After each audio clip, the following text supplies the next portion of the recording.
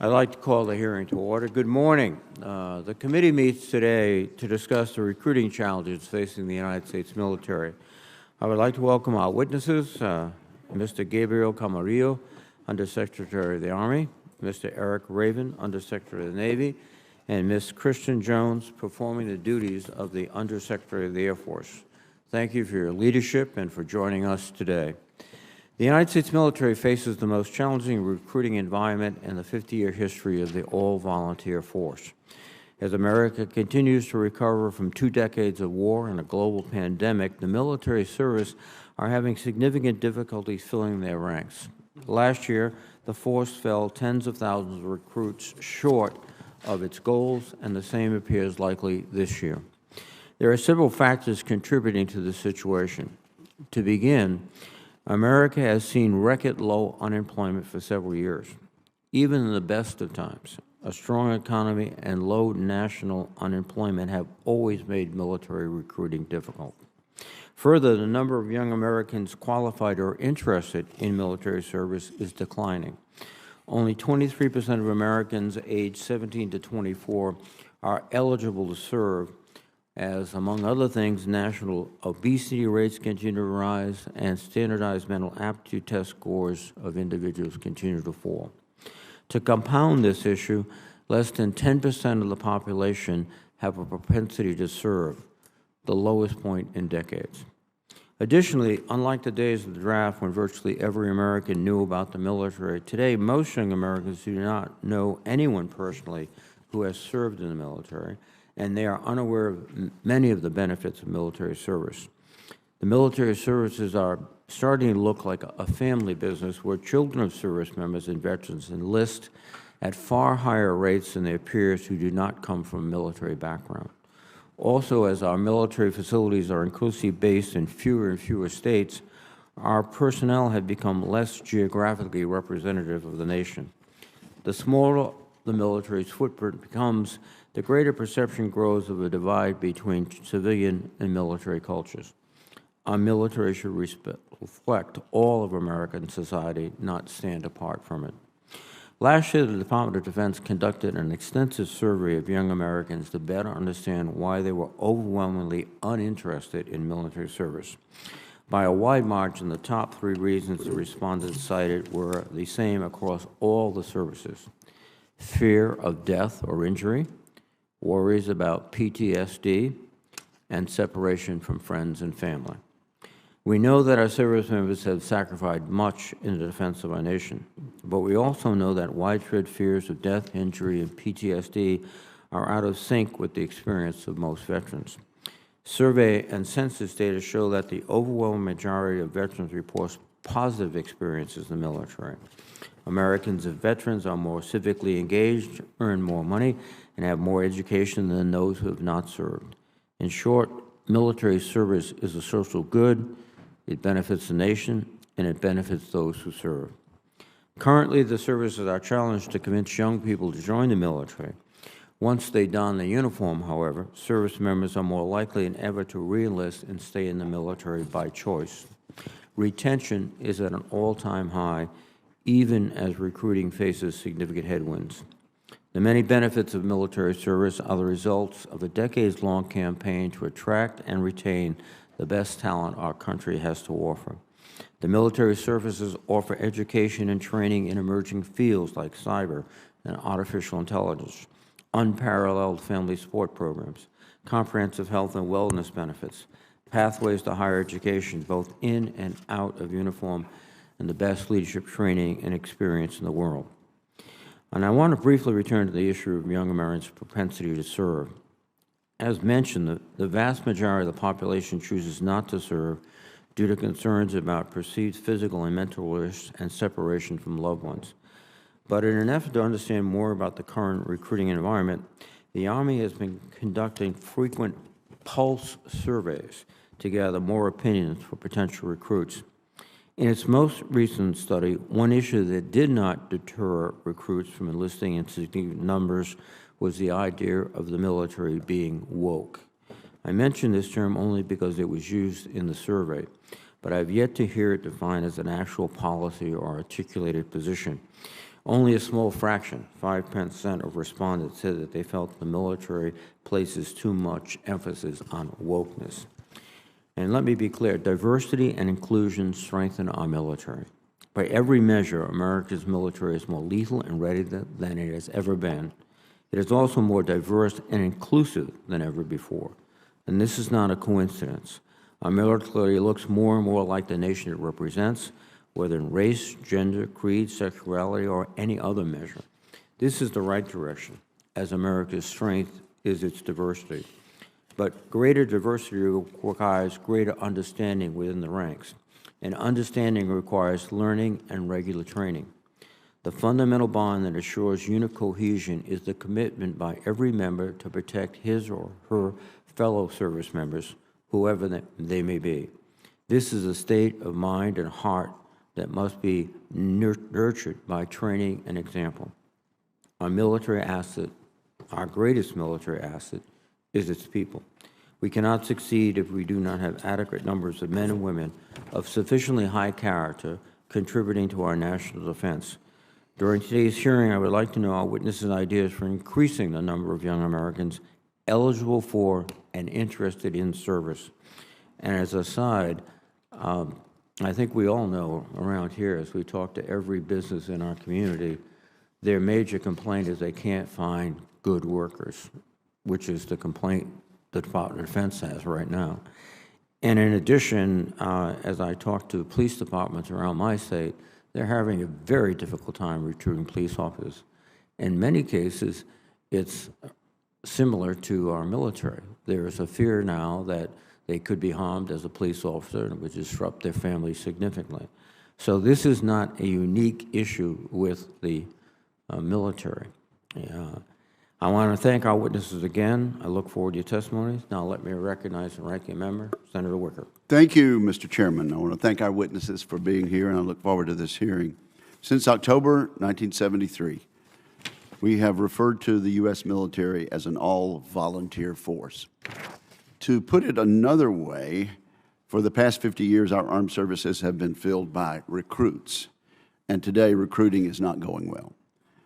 The military must devote considerable resources to attract young Americans to wear the uniform. Recruiting success is not easy, nor is it guaranteed.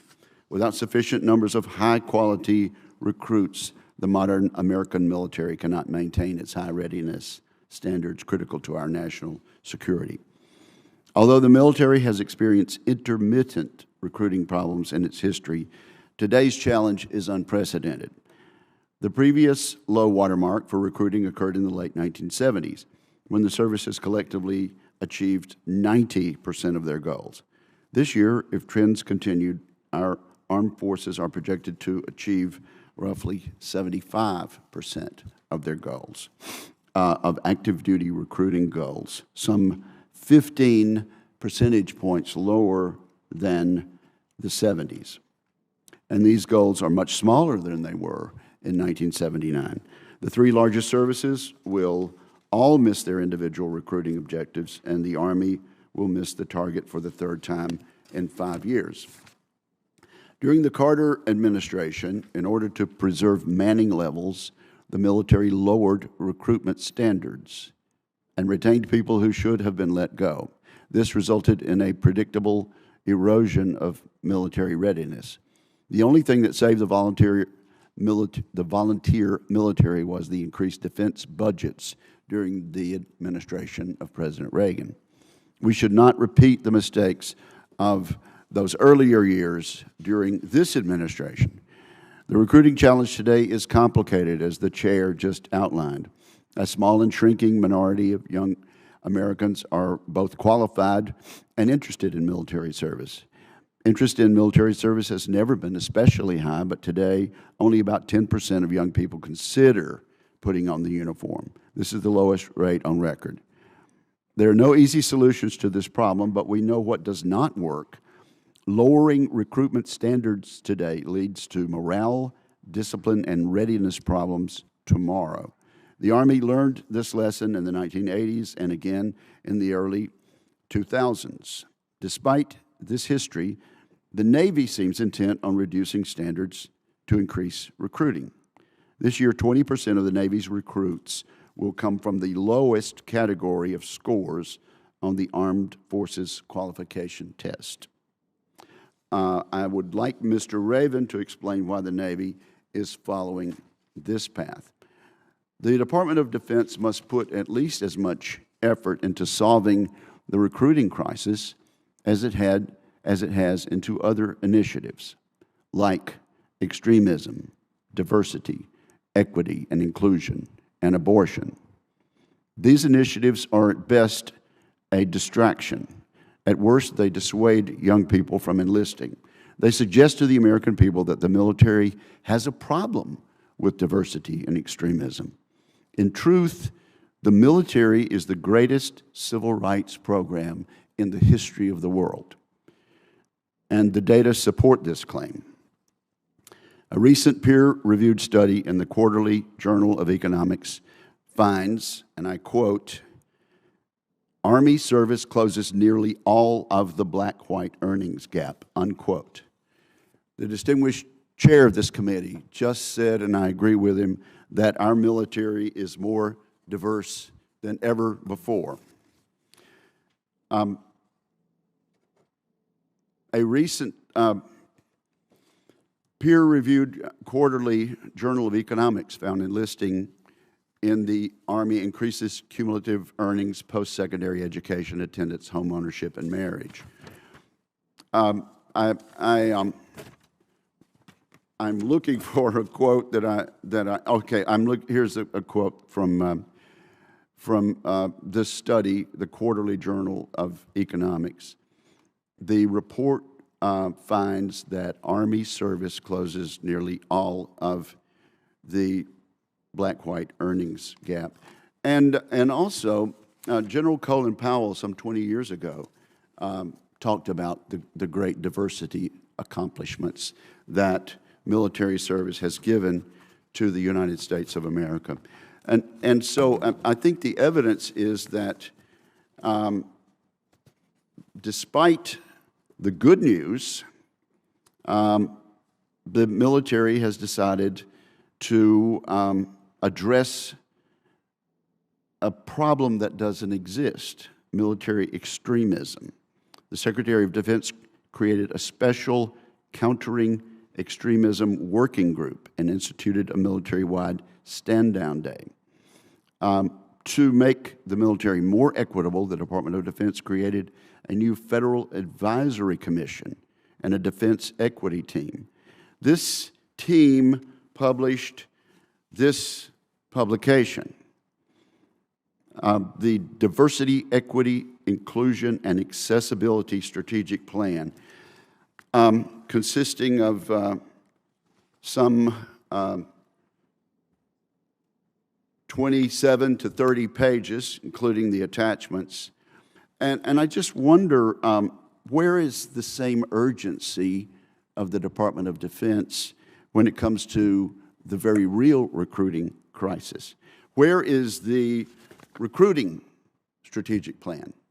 Is one of those soon to be issued by or to be ordered by the department? So I hope our witnesses will reassure the committee that the services are taking the recruiting crisis seriously, and I hope they will speak to why all the emphasis on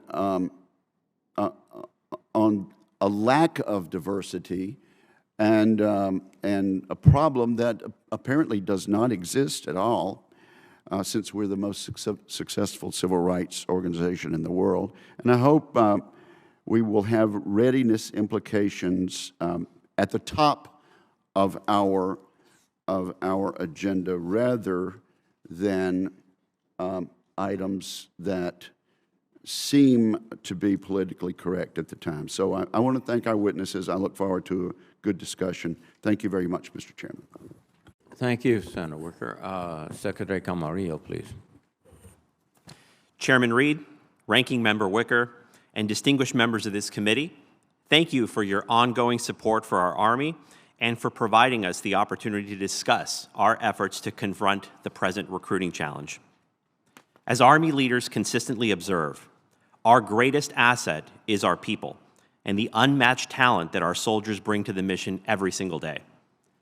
Their training and their expertise set us apart from other forces worldwide. And our success in maintaining that decisive advantage depends on our ongoing ability to attract, recruit, and retain talented people to serve in our Army. As we approach the 50th anniversary of the all-volunteer force, however, we face a significant challenge in sustaining this talent pipeline. In FY22, the Army fell short of our recruiting mission. And as the Army has made clear, today's recruiting landscape did not emerge overnight, and it will take more than 1 year to solve. We need to address a combination of challenging long-term problems and current market trends that are together having an acute impact. Like the rest of the department, the Army is in a fierce competition for talent with the private sector. Separately, we're recovering from school closings during the pandemic, which limited recruiters' access to students and faculty alike, coinciding with a 9% decline in performance on military entrance exams.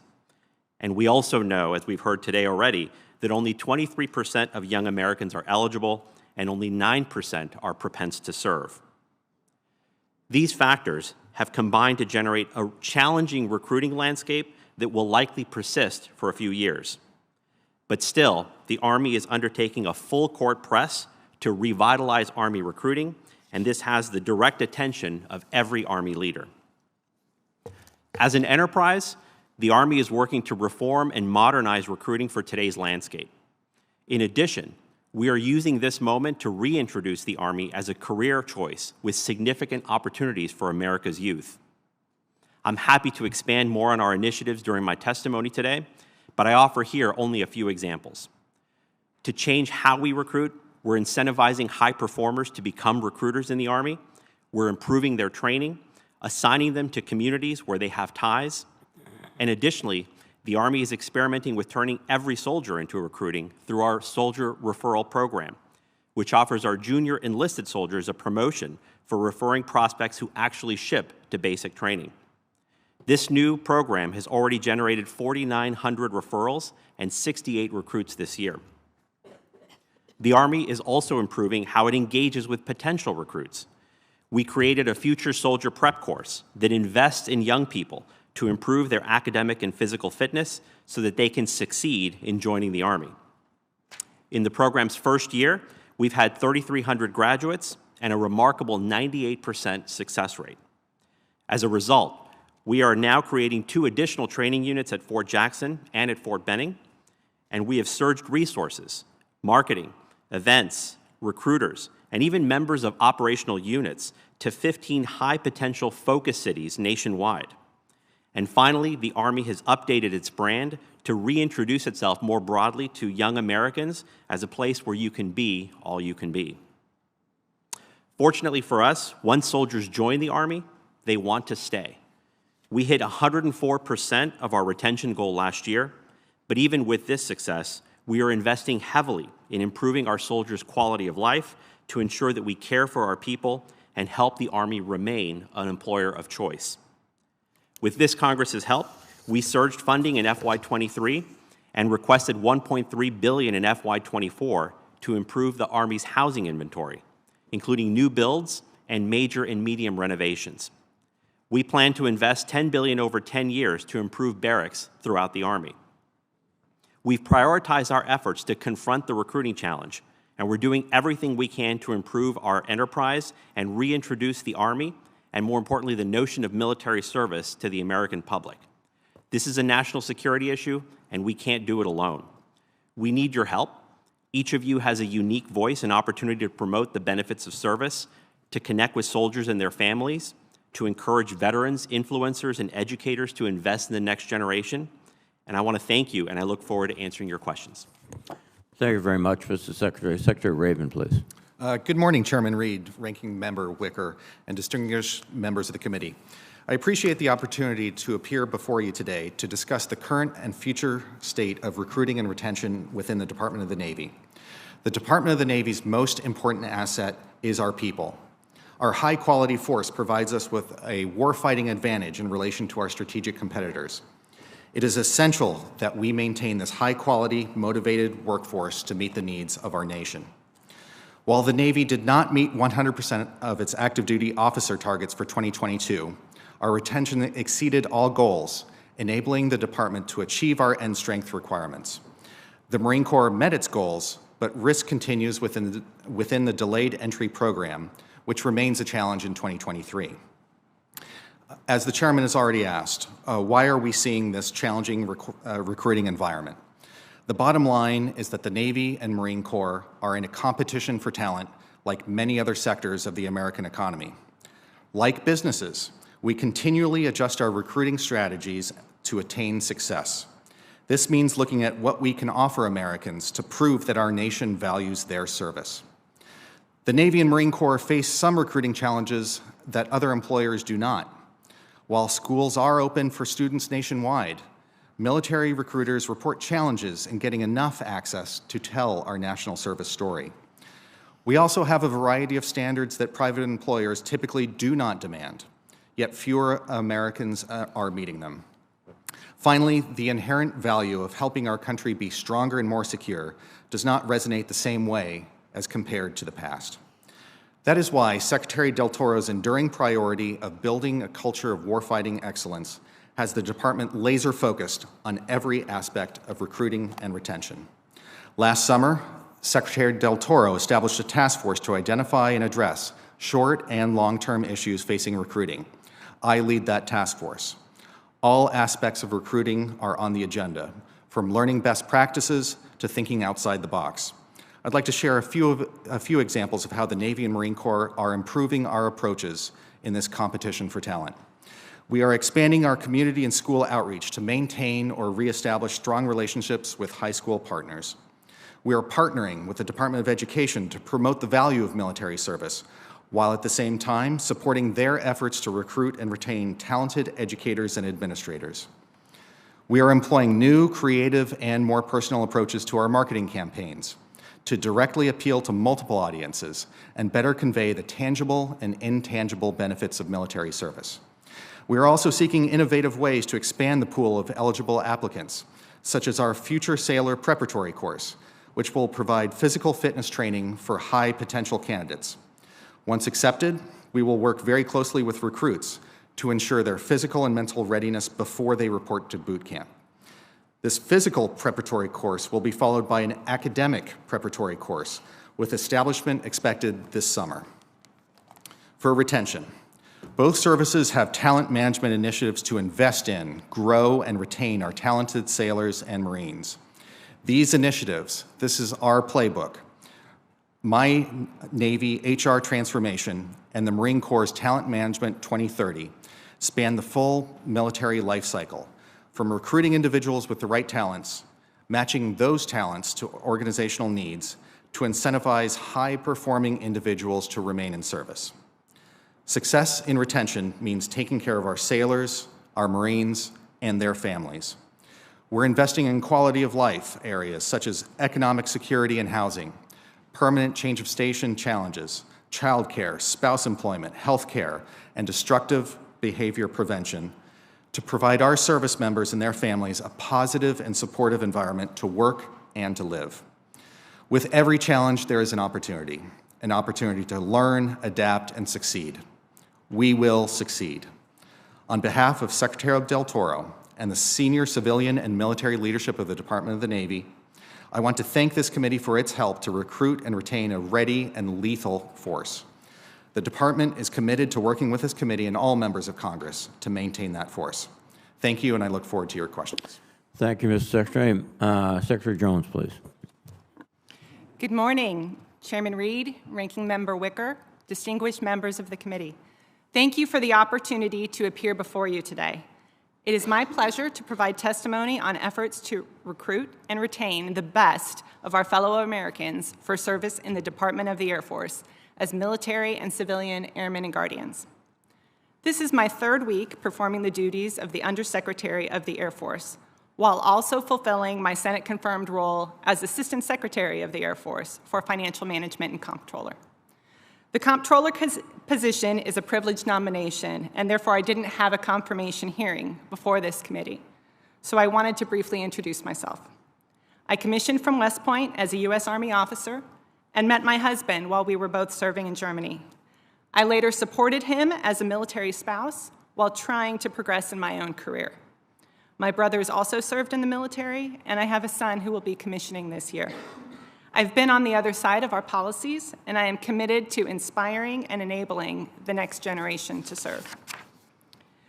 Our people stand ready to prevail against the pacing challenge and execute our commitments in the National Defense Strategy. As we commemorate 50 years of the all-volunteer force, our air and space forces are trained and ready to perform their missions throughout the world. Military service offers an incredible value proposition: opportunity, community, and purpose. Our people embody the transformative nature of service, but we need decisive action today to meet our recruiting goals. As we compete with the lowest unemployment rate in a generation, the Air Force will likely fall short of enlisted active duty recruiting goals by over 10%. The Reserve and Guard are projected to miss their goals by even higher margins. Fortunately, the Space Force is projected to meet its recruiting goal this year. Retention is faring far better than recruitment. About 90% of our force chooses to stay at key career decision points. In response to the recruiting shortfalls, the DAF is launching marketing initiatives to better reach the public. We appreciate Congress appropriating an additional $150 million for our marketing programs, which will enable us to reach a wider audience through targeted content across a fragmented media market. Recent digital initiatives have already resulted in more than 90% of new user traffic to our recruiting websites. The Space Force also plans an aggressive brand awareness campaign. In-person recruiters have dramatically increased their presence in schools and at public events. We've also established a centralized venue to virtually engage with recruits while relieving our recruiters of many administrative burdens. Further, we are expediting almost 30 lines of effort to expand opportunities to serve. We are evolving our standards, not lowering them, to remove barriers to service. For example, the DAF is modernizing policies on tattoos and body composition at accession. Recent congressional appropriations to increase pay and allowances also make our salaries more competitive, in addition to incentives such as our initial enlistment bonus and the enlisted college loan repayment program. We also recognize the entire family serves. The value we place on our people is shown in initiatives such as economic well-being, childcare, healthcare, and spousal employment. We are optimistic that enacted legislation will further reduce expenses and obstacles to spousal employment. The hearing today provides the perfect platform to highlight the extraordinary opportunity for Americans to serve their country. Members of Congress are uniquely positioned to support recruiting efforts by nominating talented future cadets to the U.S. Air Force Academy. We appreciate you visiting our installations to meet with service members. Please continue amplifying their stories and achievements as we work together to recruit the best and brightest to serve. Thank you for your time today, your partnership, and your support for our airmen, our guardians, and their families. I welcome your questions. Thank you very much, Secretary Jones. Secretary Camarillo, I was struck when I read the testimony of Sergeant Major of the Army Kristyn. I think he put in perspective the emphasis that the military, and not just the Army, but the Navy and the Air Force, puts on readiness and military skills, but also includes equal opportunity training, diversity training. In his words, there is 1 hour of equal opportunity training in basic training and 92 hours of rifle marksmanship training. And if you go to one station unit training, where you go from basic to your advanced training, there's 165 hours of rifle marksmanship training and only 1 hour of equal opportunity training. And that, I think, reflects the emphasis on readiness. Would you agree? Mr. Chairman, I do agree. I think it reflects the reality for our soldiers, their leaders, all the way up to the Secretary of the Army. We wake up every day and our top priority is readiness of our soldiers, their ability to perform the mission, and our focus on what we're doing to defend this country. I would note that we've got 50,000 soldiers right now that are stationed in Europe to provide reassurance to our NATO partners and allies. We're continuing to support the Ukrainians through our drawdown assistance. These are the types of issues that we're focused on in making sure that we have a ready force. And in fact, with the Ukraine crisis, you were able to mobilize and deploy a armored infantry brigade in 6 days from basically no notice to get them at the front lines in Europe, ready to go. Is that right? That's correct, Mr. Chairman. There's no shortage of wonder of what our soldiers have been able to do in the last year, as they do every year. Thank you. Secretary Raven, your comments about readiness. Thank you, Mr. Chairman. During the same hearing, we heard from Sergeant Major Black, whose first words to that committee is that the Marine Corps is ready to fight tonight. That standard is being held through the Navy and Marine Corps. We have thousands of sailors who are forward deployed in key areas of the world, especially the Asia Pacific, to provide deterrence, perform important missions, and better secure our country. And they are on the job 24/7. Secretary Jones, your comments. Thank you, Senator. Our focus on readiness is both in the short term and the long term as we focus on efforts like flying hours and weapon system sustainment for our people today so that they're ready to go, while also focused on the future for our research and development efforts so that we have the right equipment for the future fight. This is a generation, I have some clinical experience, my daughter's 16, that is focused on social media, and I'm being mild. Focus is it's even more intense. So how are we integrating social media into our recruiting? I'll start with Secretary Jones and ask everyone.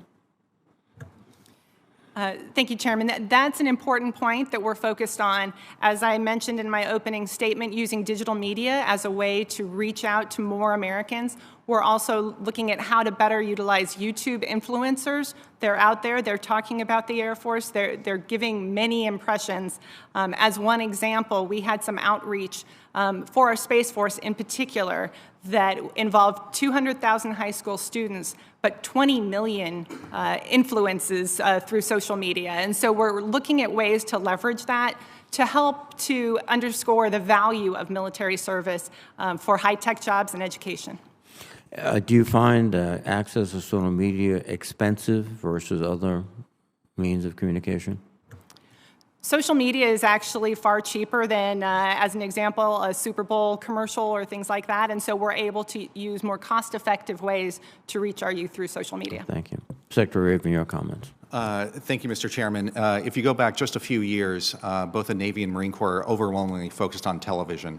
We found that's not the most productive way to reach the generation of Americans that you're referring to. Right now, something like more than 98% of our advertising is on social media. And I've frequently been asked the question of, I pull up Facebook, why don't I see the ads? Is because on social media, we can more precisely target those in those age groups and demographics who are more likely to get an impression of what the Navy and Marine Corps can offer them and respond to that. If that message is going out to everybody, we're not using our appropriated dollars to best effect, and so we're focusing strategies on maximum impact. And the expense is something that is better than other medium? Yes, we are certainly finding that, along with the ability to target the audience that we need to. Secretary Camarillo. I'll be very brief. I agree with everything my colleague said, Mr. Chairman. I would just also add, we've also invested in this last year in upgrading our tools that we have in digital platforms ourselves in the Army, like our GoArmy.com website, to be able to better interface with our Generation Z population, particularly as they are seeing the ads and the outreach that we're doing on these platforms. Thank you very much. Thank you, Mr. Chairman. Let me ask Secretary Raven and Secretary Camarillo. We're not talking so much in the military now about equal opportunity, but equity. These are terms of art in compliance documents. What is the, Secretary Camarillo, what is the difference between equity and equal opportunity? Do you see a difference there? Senator Wicker, certainly we have a longstanding policy, I think that is part of federal law regarding equal opportunity and making sure that all of our job opportunities, the way that employees are treated. Absolutely. But how is equity different from that? And why are they saying equity now? So if you're referring to programs for diversity, equity, and inclusion, right, my understanding is that those programs are designed to further promote an inclusive service in the Department of Defense and certainly within the Army. Is it different from equal opportunity? Does it require a certain number of members of different groups? No, Senator. Okay, we don't have targets or anything associated with that as part of our DEI programs. Okay, so you do not have targets. Secretary Raven, does the Navy have targets? No, sir. And to your original question on the difference between equal opportunity and some of the initiatives that we're working on, equal opportunity, again, there's processes defined in law and defined in policies for how to address certain disputes. What we're really talking about and what we are focused on is the process of building teams to perform the military mission. And some of these initiatives that you're talking about are focused exactly on that. This does not include quotas of any kind. Okay, well, I was searching for the quote from General Colin Powell during my opening statement, and I obviously didn't mark it very well in my notes. But here is the exact quote of General Colin Powell. "The military has given African Americans more equal opportunity than any other institution in American society." Unquote. In other words, military service improves the lives of almost everyone who puts on a uniform, most especially those that come from disadvantaged backgrounds. And I noticed I was intrigued by this survey that the chairman mentioned, and yes, indeed, only 5% believed that wokeness was a problem. Number two, overall barriers to entry. Women and racial or ethnic minorities are discriminated against in the Army. That's just not true. It's not true according to what General Powell says. It's not true according to the extremism survey, which spent a lot of time and a lot of man hours in a stand down, and come to find out they only found 100 cases service-wide of extremism. And I just wonder if a 2-year campaign talking about diversity, equity, inclusion, and a strategic plan to overcome extremism has led to this 13% feeling of all surveyed, only 13%, but still a significant number. I wonder if it's led to that. But let me ask you, Secretary Camarillo and Secretary Raven, you have different approaches. Secretary Raven, the Navy is lowering its standards, no question about it. Why is that going to work in comparison to what didn't work in the 1970s? Senator, vastly different. For sailors who are going into boot camp, we are allowing a certain number of Category 4s that you're referring to enter boot camp. Five times more than earlier.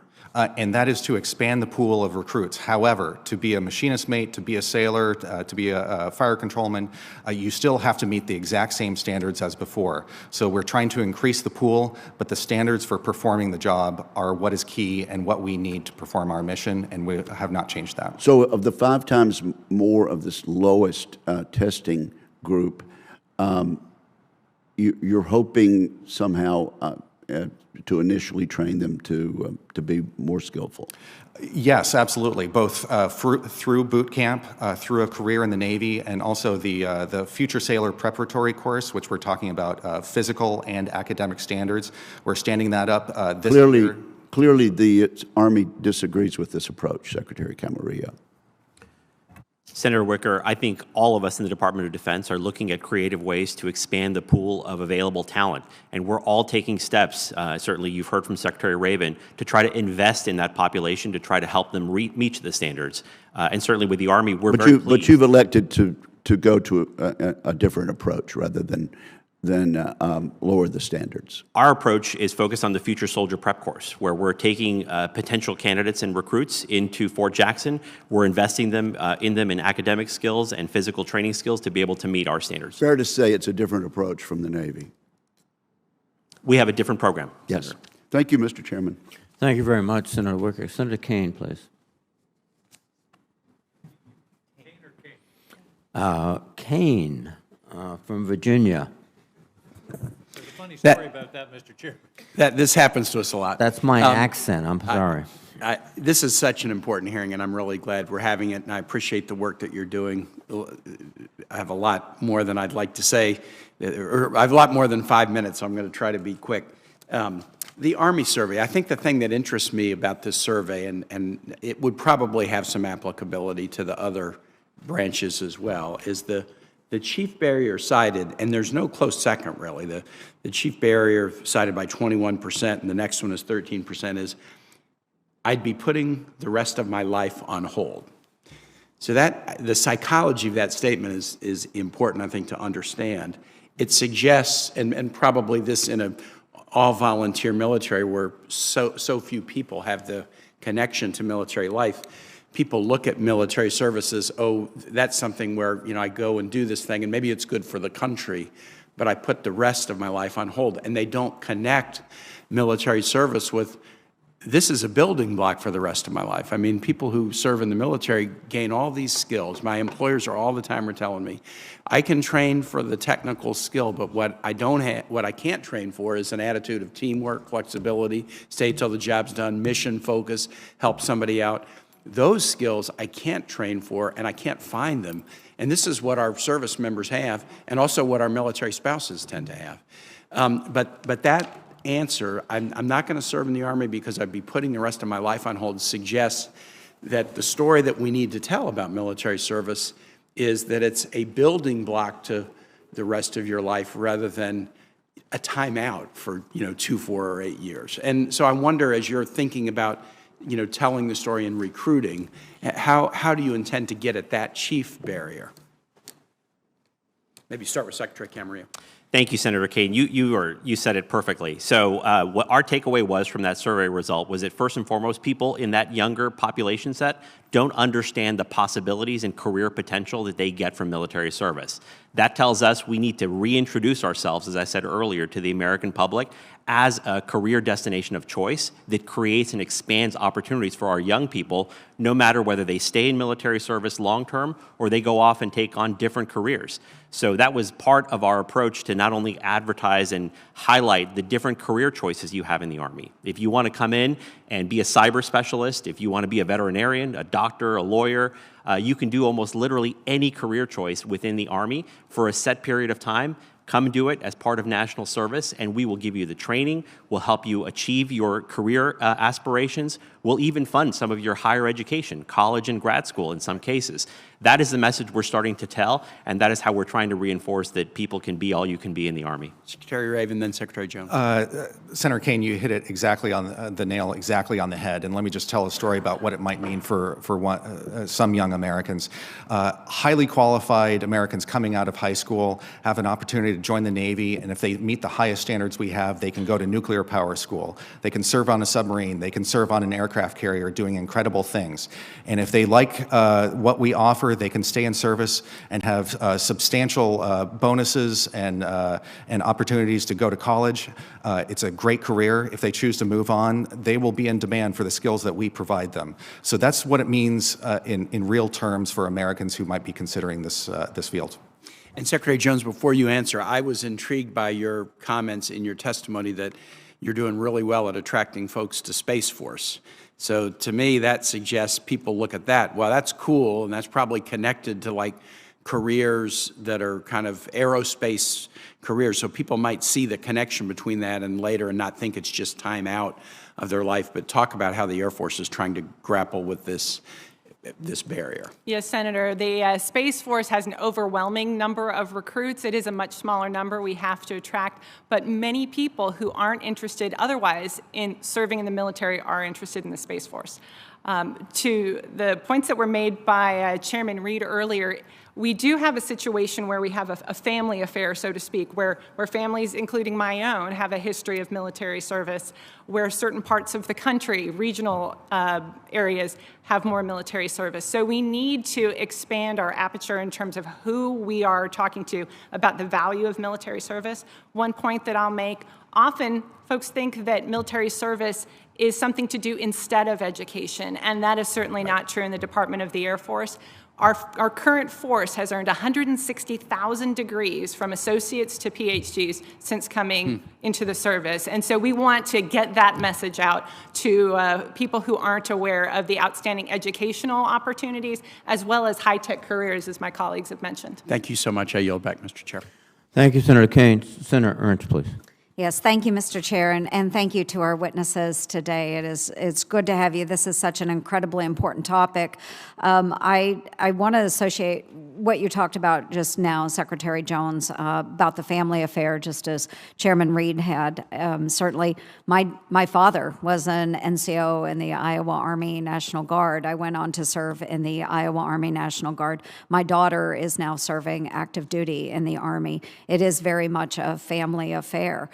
We have to do better about spreading the word to others that aren't exposed to the military. And I also want to associate myself with Senator Kane's comments about putting life on hold.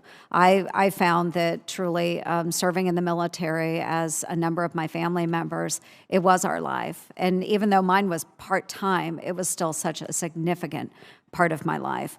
I'm very appreciative of the opportunities that it gave to me. So again, thank you all very much for being here today.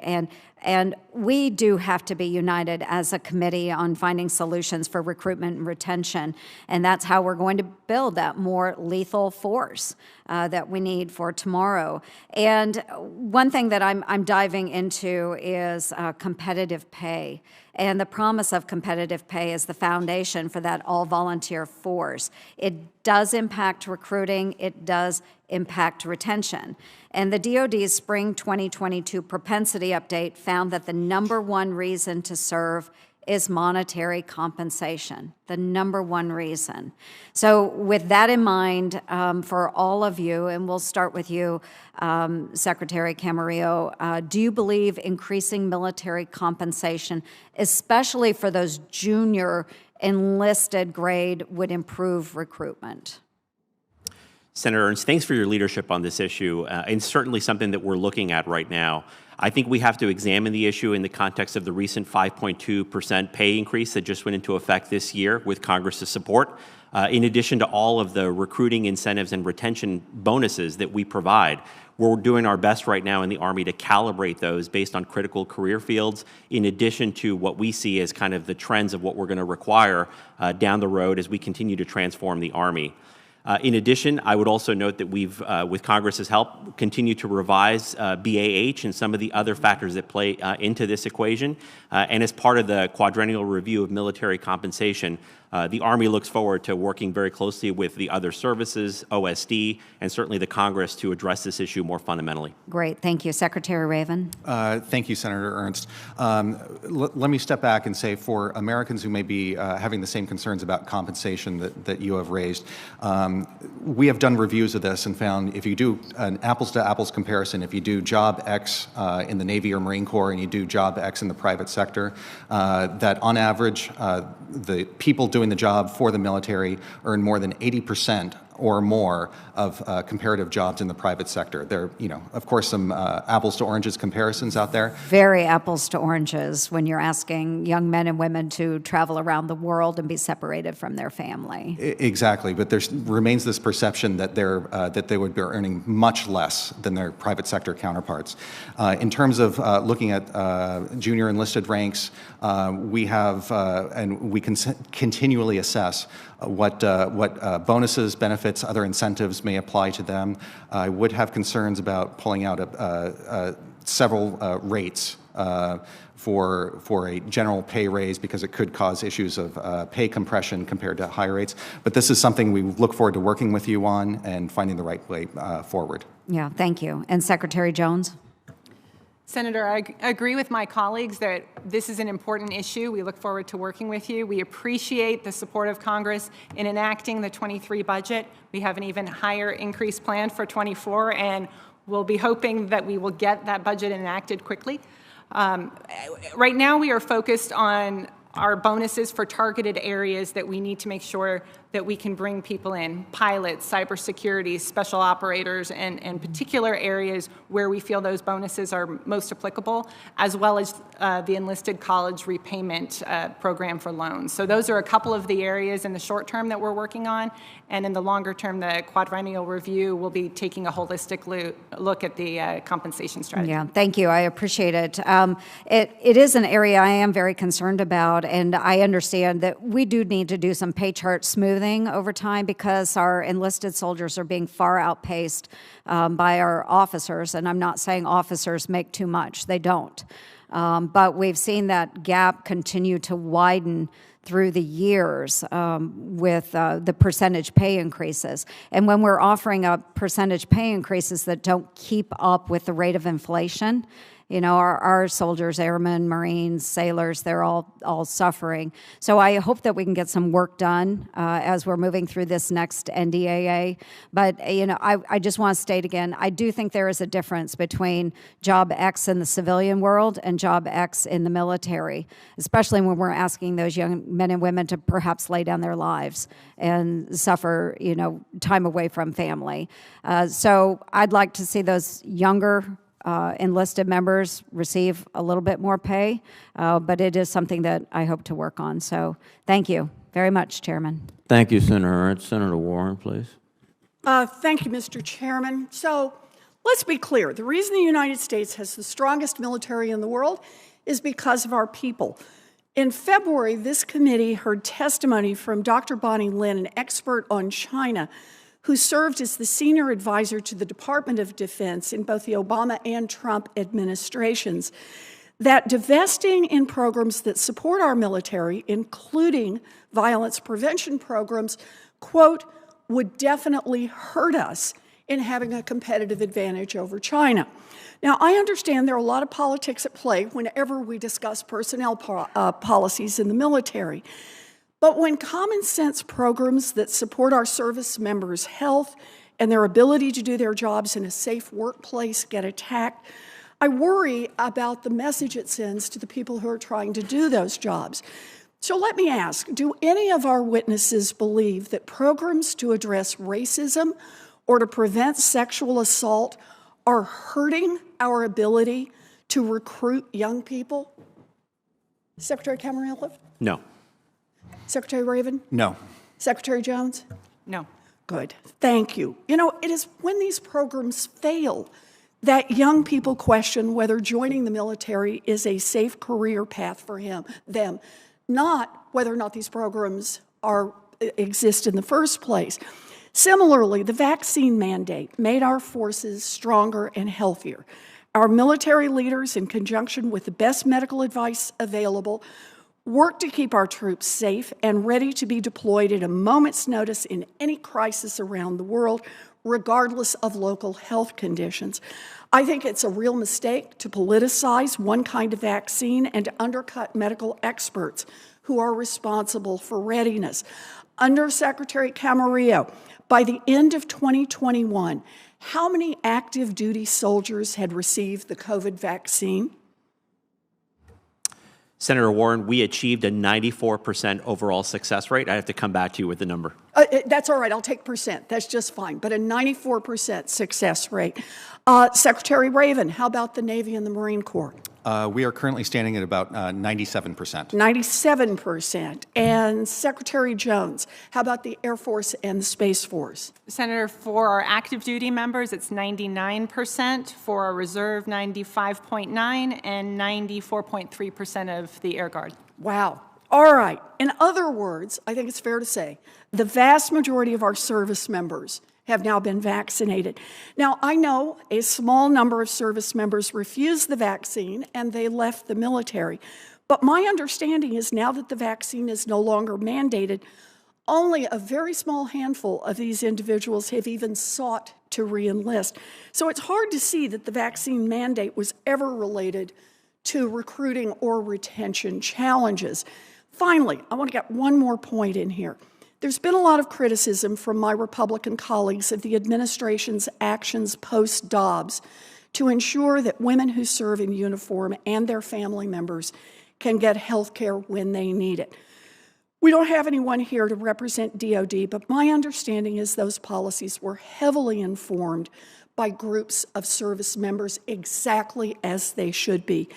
I understand that the issue of abortion is polarizing. I'm not going to try to convince my Republican colleagues on this committee to support DOD's actions, but I do commend you for developing policies that will support people who work for you and listening to what they need. So thank you very much for your work on behalf of our service members. It makes a difference. Thank you. Thank you, Mr. Chair. Thank you, Senator Warren. Senator Cotton, please.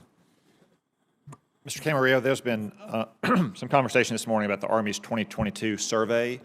You had received a letter from Representative Waltz and Representative Banks in late February about releasing the data of that survey. I have a PowerPoint slide in front of me. Is that the data that Mr. Banks and Mr. Waltz were seeking?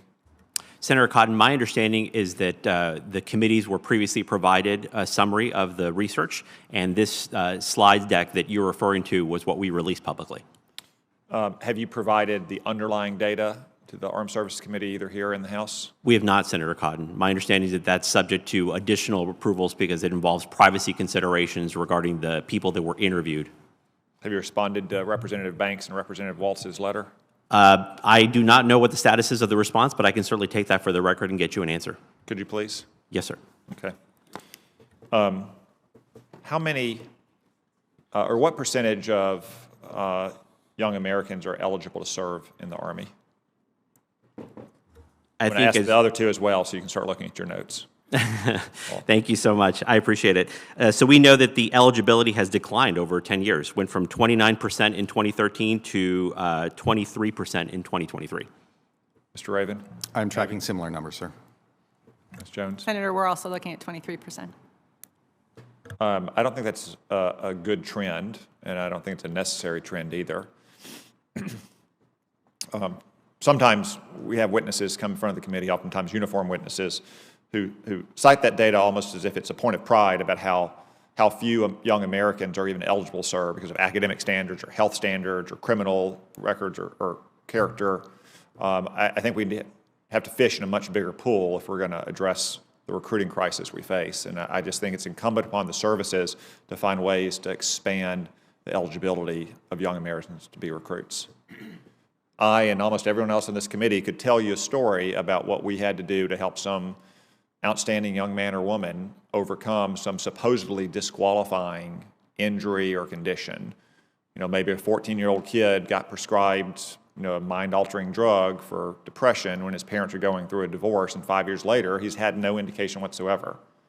Or kid gets a knee injury, has the knee reconstructed, and continues to play football at a high level in college, yet the Army thinks he's not physically fit to be a soldier. Someone who can't pass a colorblind test, even though they can identify a red, yellow, and green thumbtack, and they promise they're not going to fly an aircraft, they just want to be a straight-leg infantry. Like we should find ways to help young men and women be eligible for our services, not try to find ways to keep them out. Do you agree? I do, Senator. Yes, sir, and if I may, that is exactly why we've opened up a dialogue with the Department of Education to make sure that we are promoting those standards that feed into military service. Yes, Senator. I mentioned that we have about 30 lines of effort looking to expand that aperture for areas that don't negatively impact readiness, but allow us to reach a broader population. The tattoos being one example, that was the third highest cause of disqualifications. So we made a minor change to our policy, and we're expecting over 2,500 additional recruits would be eligible. But I think that, I mean, obviously you can't have people with like gang tattoos or tattoos on their faces, but obviously, if they got a tattoo of a dragon on their back, what does it matter? I know lots of people who did. or criminal records. If you can't have serious felons, you can't have violent felons, you can't have people prone to that kind of thing. But they're a juvenile delinquent who came from a broken home, have turned themselves around, have a chance to serve.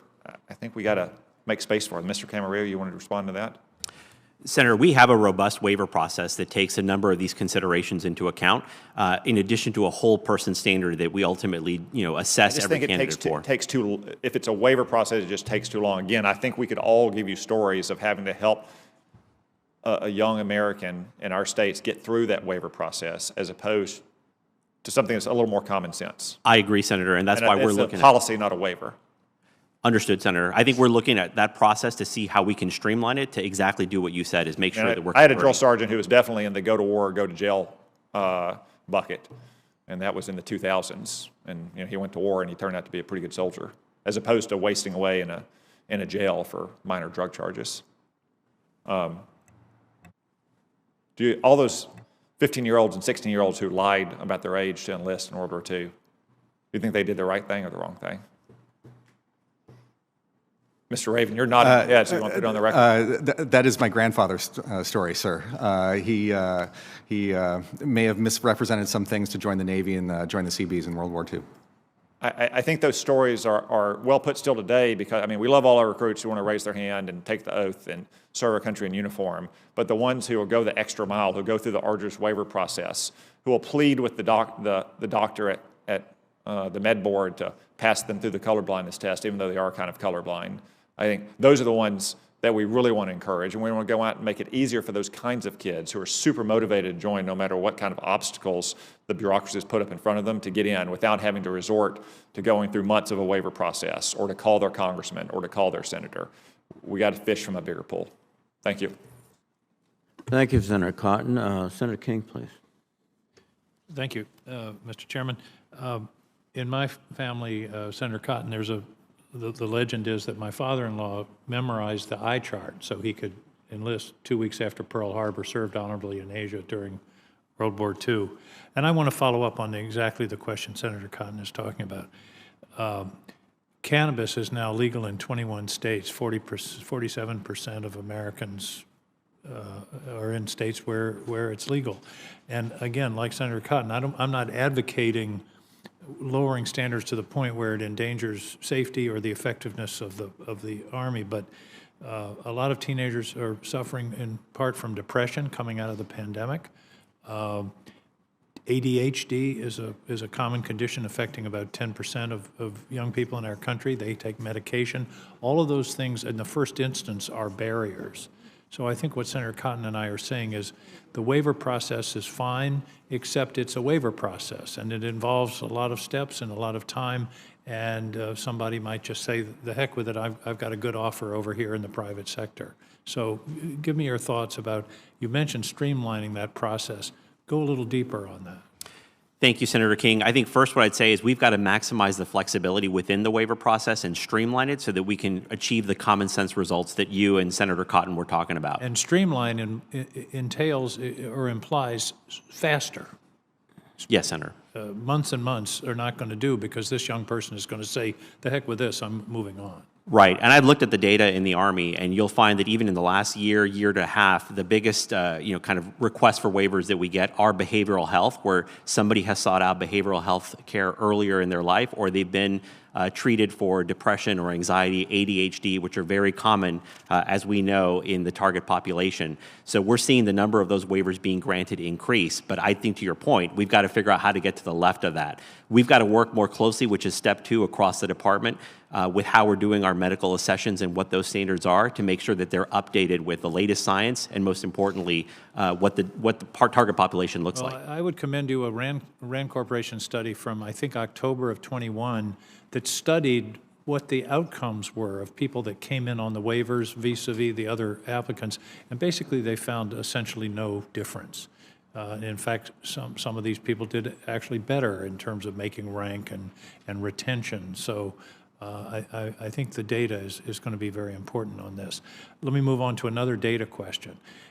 Do you have data on the relationship between the unemployment rate nationally and recruiting?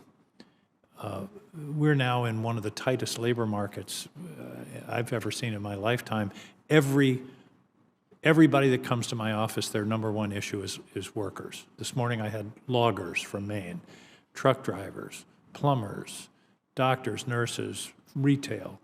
So I'm interested, intuitively it seems to me that your job is going to be tougher when the labor market is so tight and there's so many other opportunities. Is there any data on that? Secretary Raven, do you know? Yes, we have that data, and it shows a clear correlation between the labor market and new accessions. Unemployment goes down, recruiting goes down.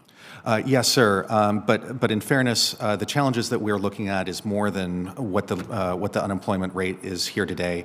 We have a real challenge in explaining the value of military service to younger individuals, and we are approaching this as a multi-year initiative to reintroduce Americans to public service, whether that's uniform service, civilian service, working in shipyards. We need to have a national conversation about all of those. And I think you've touched on this point before, but one of the I don't know if it's a problem, but something we have had testimony that 84% of the current members of the professional military are from military bloodlines.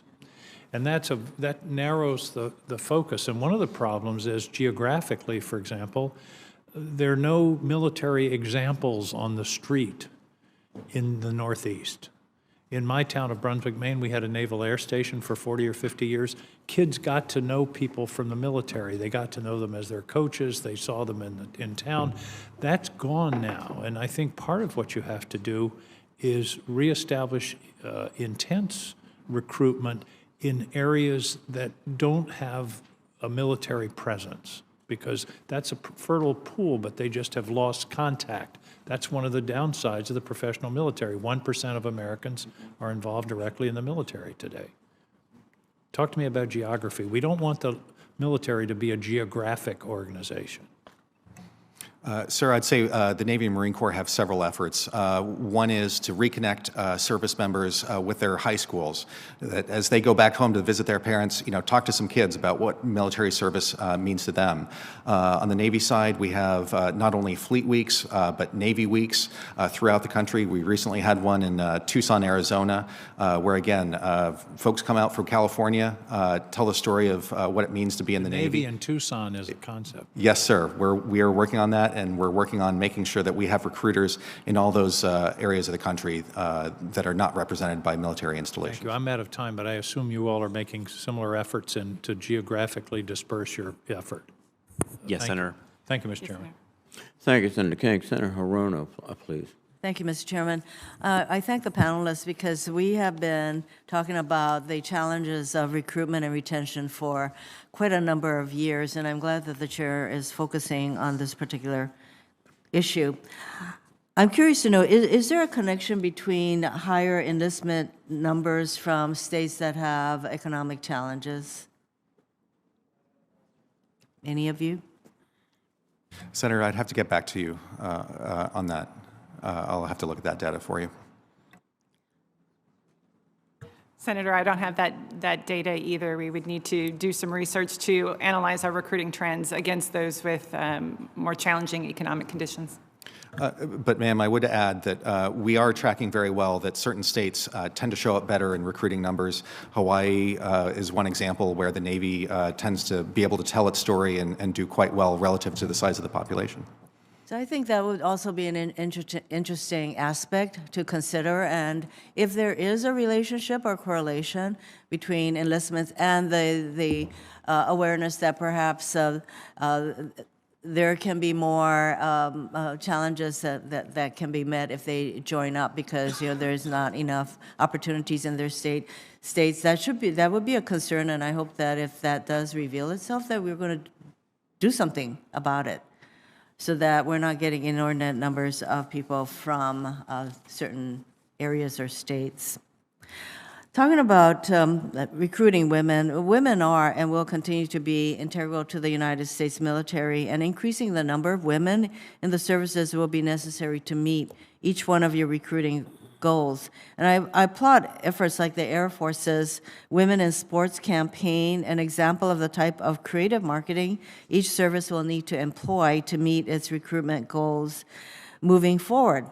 But just as important are as excellent advertising is supportive policies. In order for individuals to join and choose to remain in our military, they need to trust that the department will support them and their families. This is why I commend the Department of Defense's policies to ensure access to reproductive health care, its expansion of parental leave, and the funding the President's budget puts toward implementing the recommendations of the Independent Review Commission on Sexual Assault in the Military. No service member should have to choose between their service to this country and the health and well-being. So as these kinds of policies have been implemented, have you seen an impact of these policies on recruiting? And we can start with Secretary Camarillo and go down the line. Secretary Hirono, taking care of our people is our top priority in everything we do. No question about that. I think it's too early to tell what the impact will be of some of the more recent policy changes on our recruiting trends, but I can just say that, for example, the parental leave policies that were recently announced by the department, just in feedback from individual soldiers at different units, have been highly positive, both male and female soldiers. Senator, very similar. We haven't seen a impact that we can directly correlate to these policies. What we do have is looking at social media and what service members are posting and talking about. There does seem to be positive reflections on many of those policies that you mentioned. Any particular one, such as parental leave? Parental leave certainly comes to the top of the mind. Yes, ma'am. Ma'am, similarly, we don't have the information yet on the impact to recruiting. What we are seeing is improvements for retention of women as we look at things like parental leave, the ability to fly and maintain readiness longer while pregnant, the ability to apply to go to the officer candidate school for moving into officer ranks while you are pregnant. Before that was a barrier. So that's part of what our efforts are looking at. What are those barriers that are impacting recruitment or retention? So in line with some of these comments that you've made, I would encourage each of your services to examine the feasibility of covering the cost of cryopreservation for service members as it relates to, as it could be another way, particularly to encourage female recruits and their retention. I would ask each of you to contemplate whether or not that would help. Thank you, Mr. Chairman. Yes, Senator. I have some other questions for the record. So. Thank you, Senator Rona. Senator Scott, please. Thank you, Chairman. Thank each of you for being here. Can each of you just tell me what your pitch is? I joined the Navy at 18, and when I joined the Navy, the pitch was that I wanted to defend the freedoms of the country. I wanted to be part of the most aggressive fighting force in the world. My dad joined the Army. I think he lied about his age. He was under 18. He did all the combat jumps at the 82nd Airborne. Only 3,000 people did that.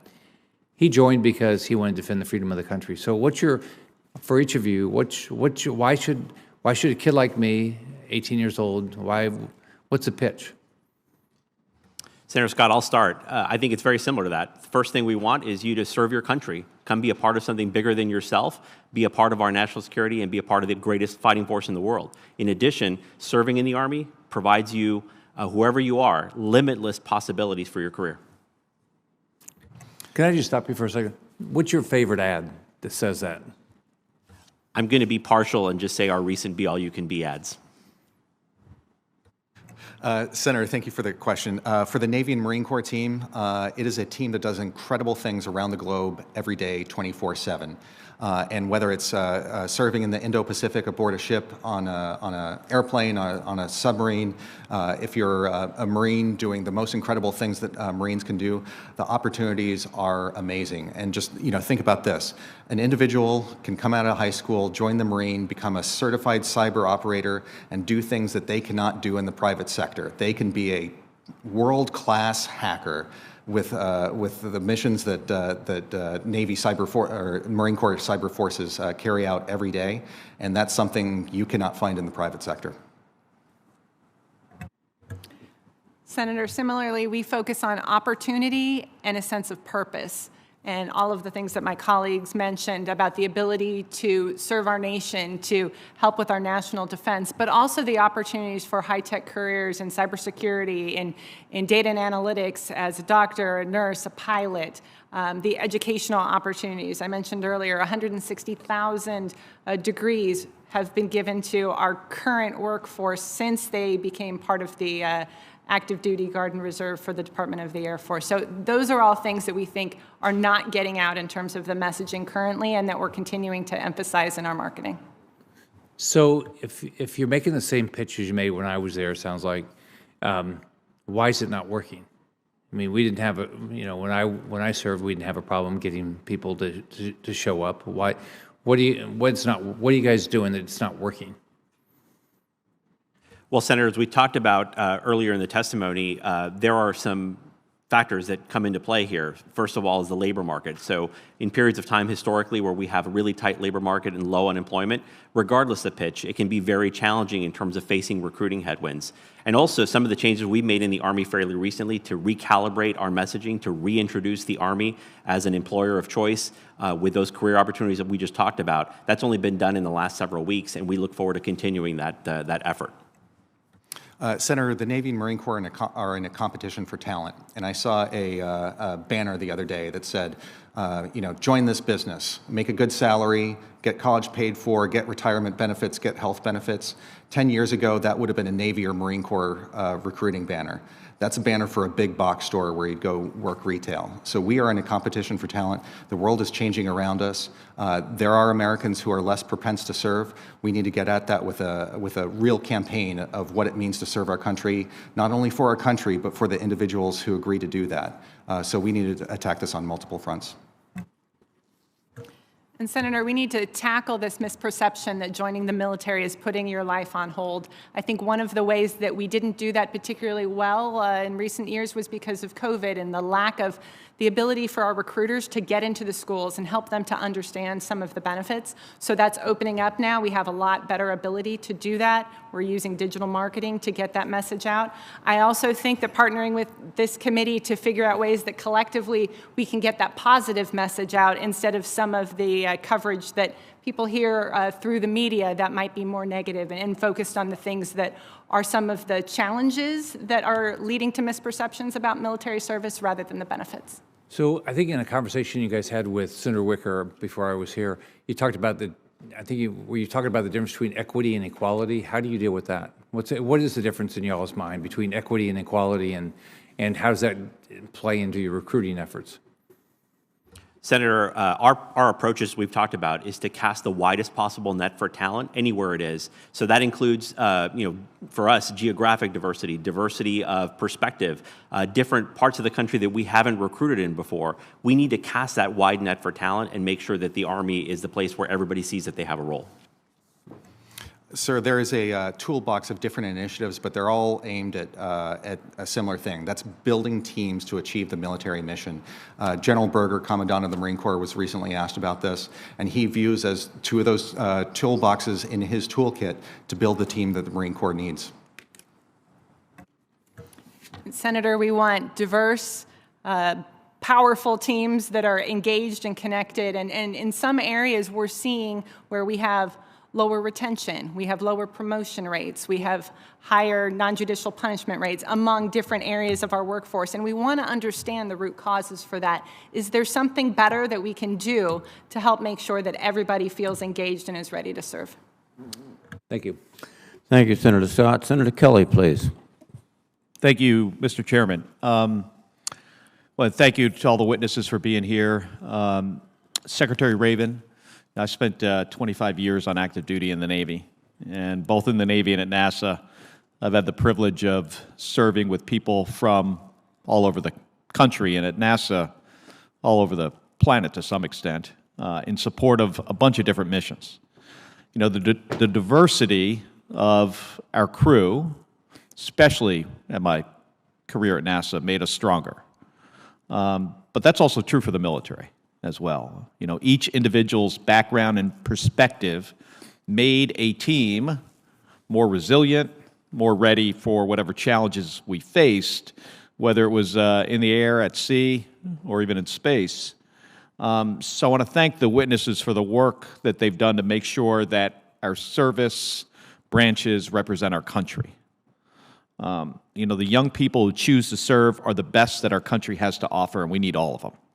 And I've always found that when you have people from different backgrounds, you get different perspectives, your ability to solve problems increases when you have a diverse team.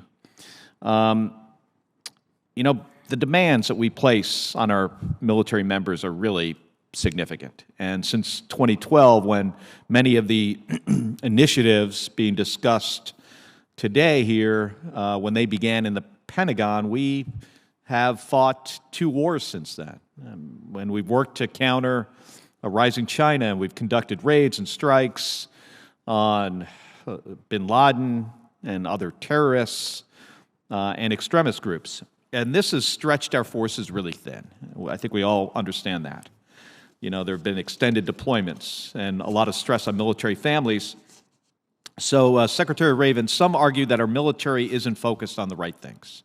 But I don't think that's true.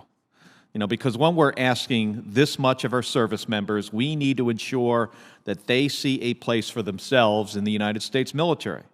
And that's the only way we can recruit and retain the best and brightest. So, Secretary Raven, I've said before that many of the initiatives that we're discussing began in 2012 or before that, just a year after the bin Laden raid. So I want to ask you, have these initiatives detracted from the readiness of the United States Navy? Would our Navy SEALs be less likely to succeed in conducting a mission like the one that killed bin Laden today if we needed them to do that? Senator, the answer is no. There's been no detraction from the primary mission of both the Navy and Marine Corps to defend our nation and do so in a forward deployed manner. And I would also say that General Berger, Commandant of the Marine Corps, was recently asked a similar question, and he said there was zero evidence, that's a quote, zero evidence that all these initiatives have impacted our readiness. And of the dozens of no-fail operations our service members have conducted over the last decade, do you have any evidence at all that these initiatives have adversely impacted our success anywhere? No. Okay. And are our service members as ready as they have ever been to fight the enemy right now? They are. All right. Well, thank you. And thank you again for all of you for being here. And I yield back, even though my clock doesn't work. You yield back 1 minute and 18 seconds. It'll go on your account. Senator Sullivan, please. Thank you, Mr. Chairman. I'll try not to steal from Senator Yeah, you don't get the extra 118. Oh, sorry. All right. I just thought maybe you were giving that up for me.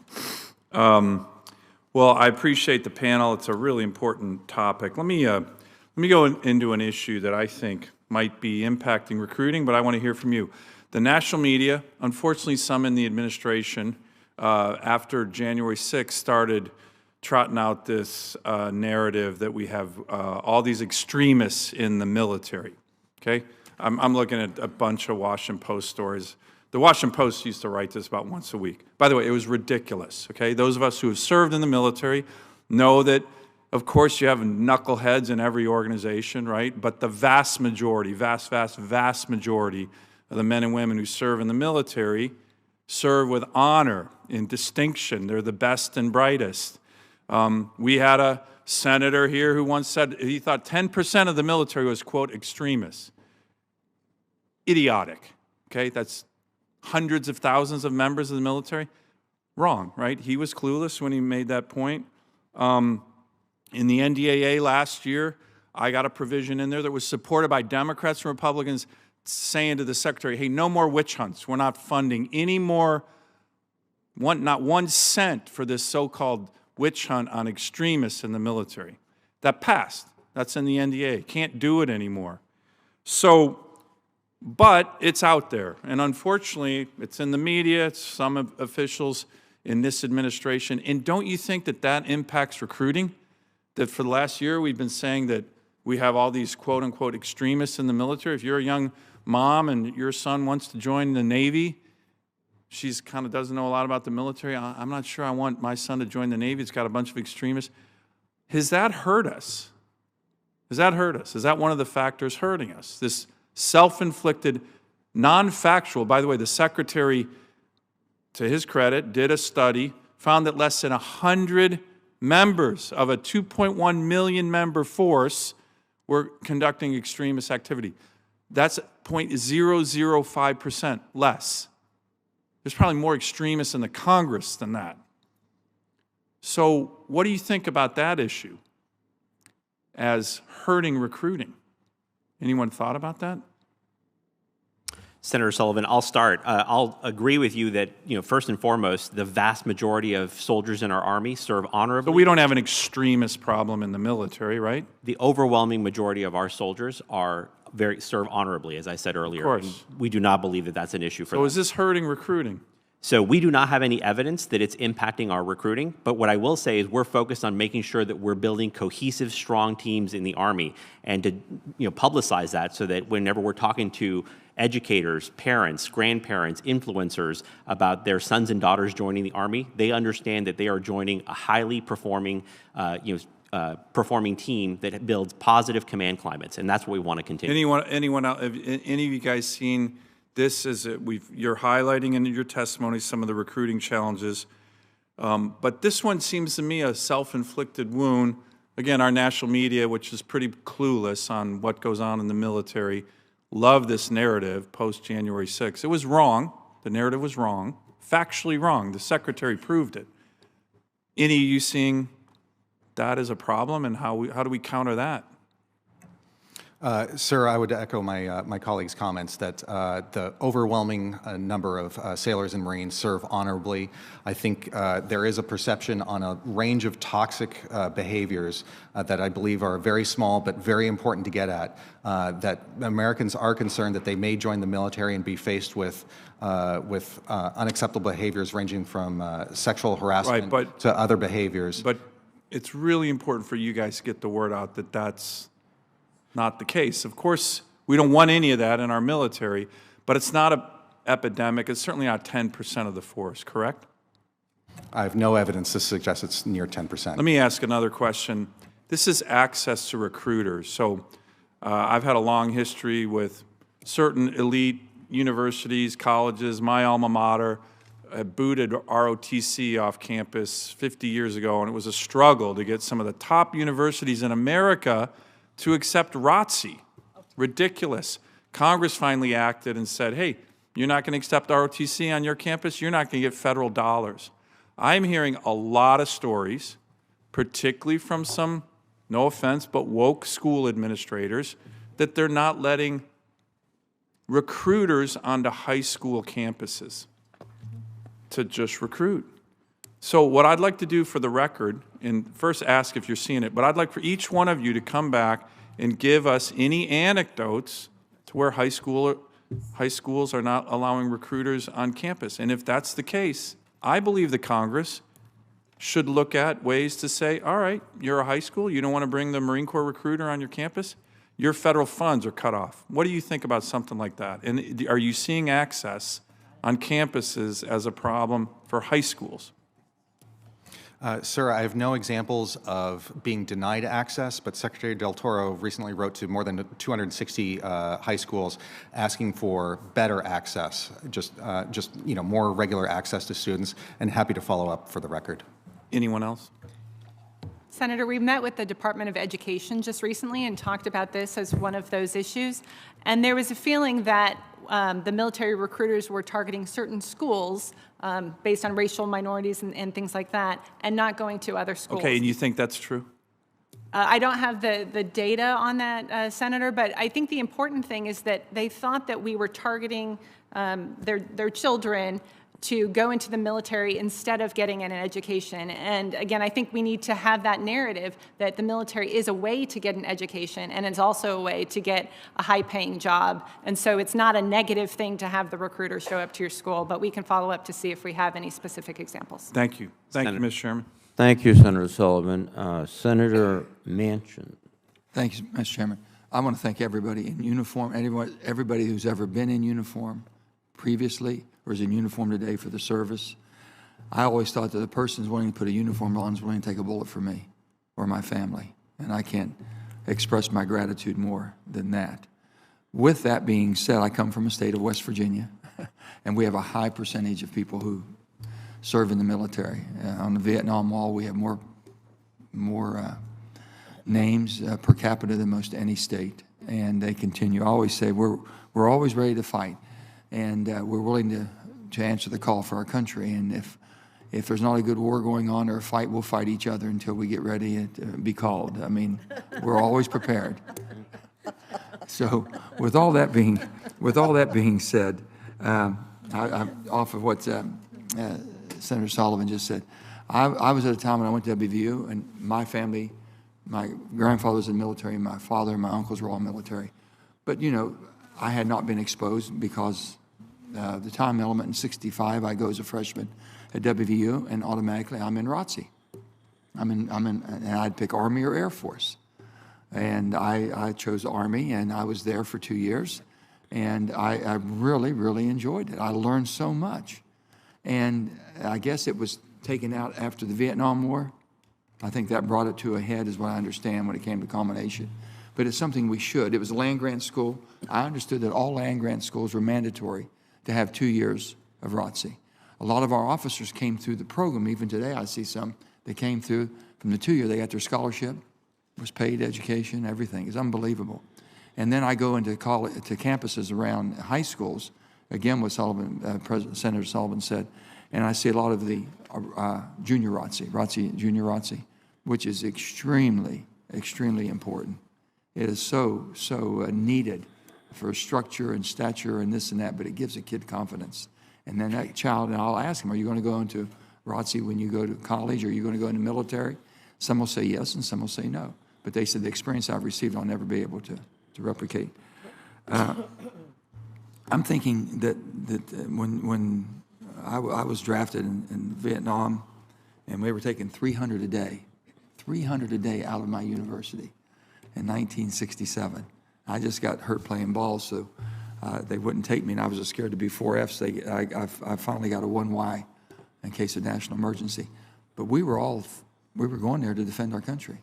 We were going there basically to serve. We all knew that we would be in combat. And today, I'm not sure. Someone said, how would we react if we were Ukraine? What would be our stature? What would be the military stature to be able to go into a militia, if you will? So the AUMF, we're just going to be voting on AUMF to do, basically, to put a limit to where we're going to have input on any wars. Would that be helpful? I mean, are people losing confidence that we've entered into wars that didn't make any sense? I got to be honest with you. Our support of Ukraine is the only just war I've seen in my lifetime. I was told about Vietnam. We had to stop the communists there.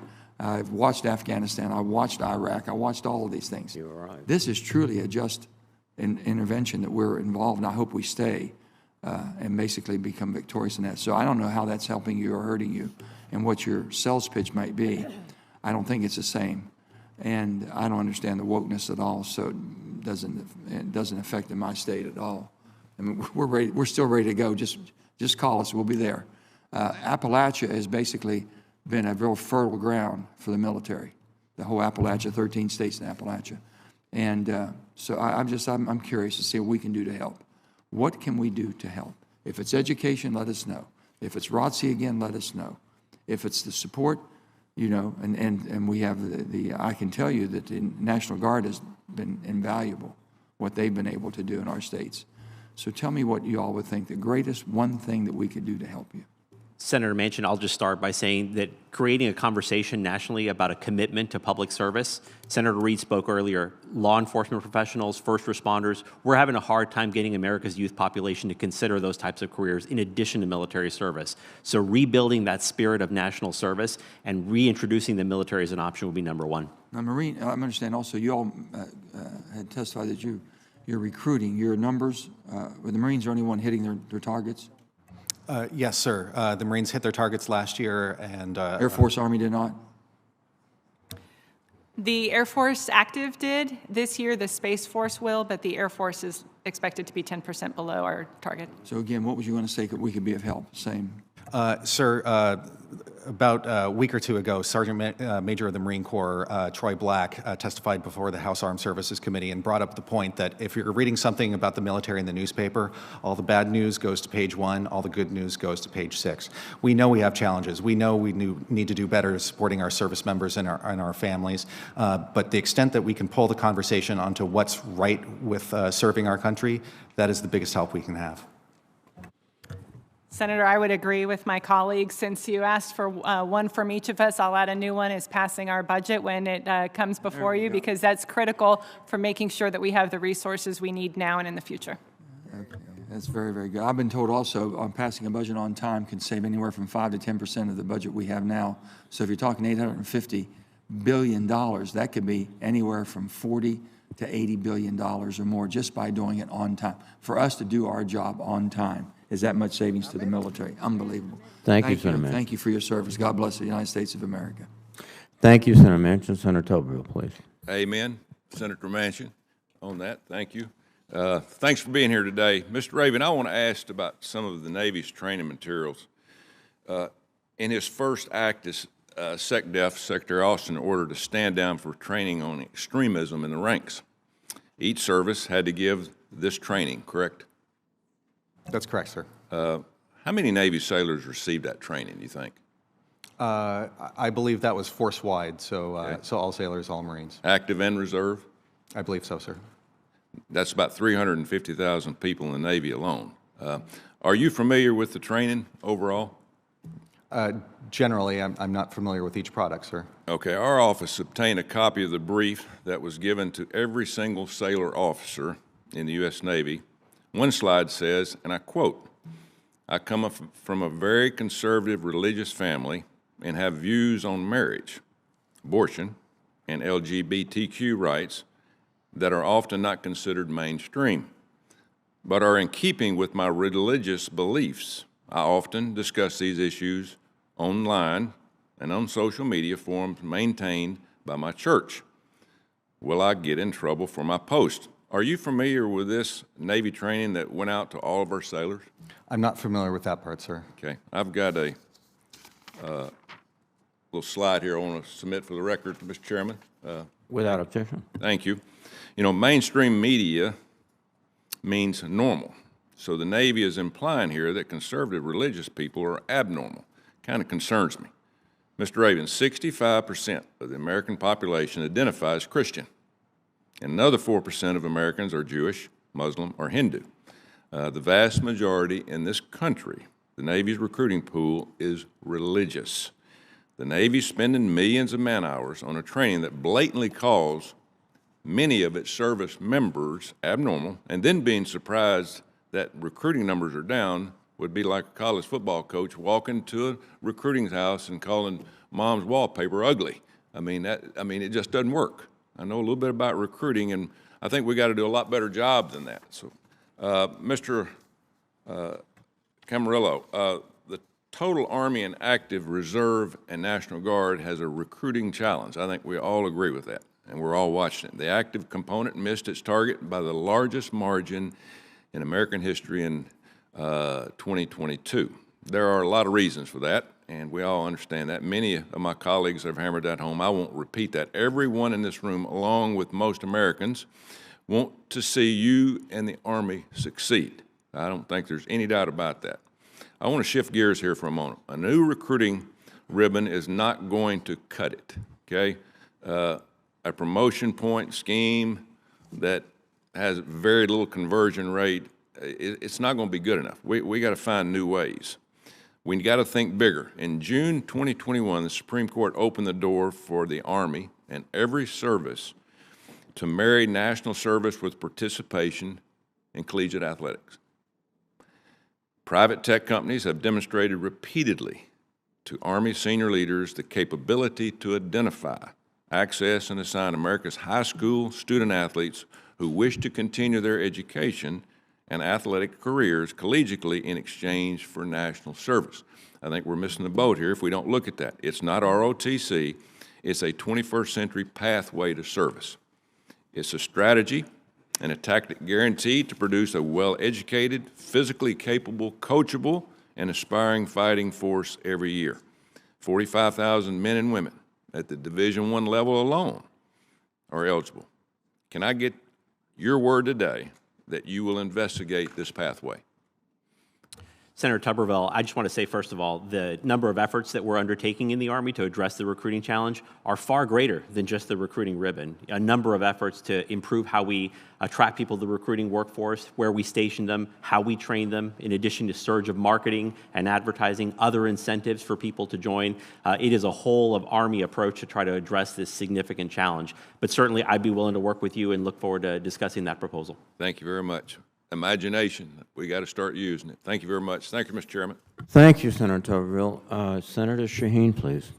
Thank you, Mr. Chairman, and thank you to each of you for being here today and for the work that you're doing on a daily basis. You know, I'm not surprised, frankly, that we have a recruiting challenge in our services, because we have a workforce challenge everywhere I have been in the last 2 or 3 years. Every company I've been to in New Hampshire has the same concerns about not having an adequate workforce to do the jobs that we're creating. I was at the Kennedy School in the early 2000s, where the dean of the Kennedy School at Harvard was a workforce expert. And I remember he showed us charts of what was going to happen to the workforce in the United States at the end of the teens and the early 20s. And it was very clear that we were going to be, because of our birth rate, we were going to be relying on older workers and immigrants for filling the workforce needs that we have in the country. Now, over the last 6 years, we have had the lowest legal immigration rates in my lifetime. And let's not kid ourselves, that is affecting the workforce chain, whether it's our military or the people who are building our roads and cleaning our streets. It is affecting us, and until we begin to address the immigration challenge we have in this country, we're going to continue to have the same kinds of problems. And I appreciate the excellent work that all of you are doing to try and be creative to attract people into our military. And I think the discussion about the importance of public service is a really critical one. And I think it's been very helpful to have the public recognize the real responsibility that we have given to the men and women who are serving in our military, and to appreciate that commitment. But we've got to also look at the broader picture here, and I recognize that you all aren't going to change the legal immigration policies in this country, but I think it's really important for us to put on the table the fact that we've got to address this issue if we're going to address workforce, not just in the military, but across our workforce throughout this country. So, having said that, can I ask you about the retention success? Because I didn't get to hear everybody's opening statement, but I know that retention has been one of the areas of success that we've been able to rely on. Can you talk about how you're trying to leverage that in terms of recruitment, and what support we can give you from Congress to encourage that? I'll open it up to whoever would like to answer. Senator Shaheen, we were very successful last year in achieving 104% of our retention goals, and we're guardedly optimistic we'll achieve similar success in FY23, but it's too early to tell.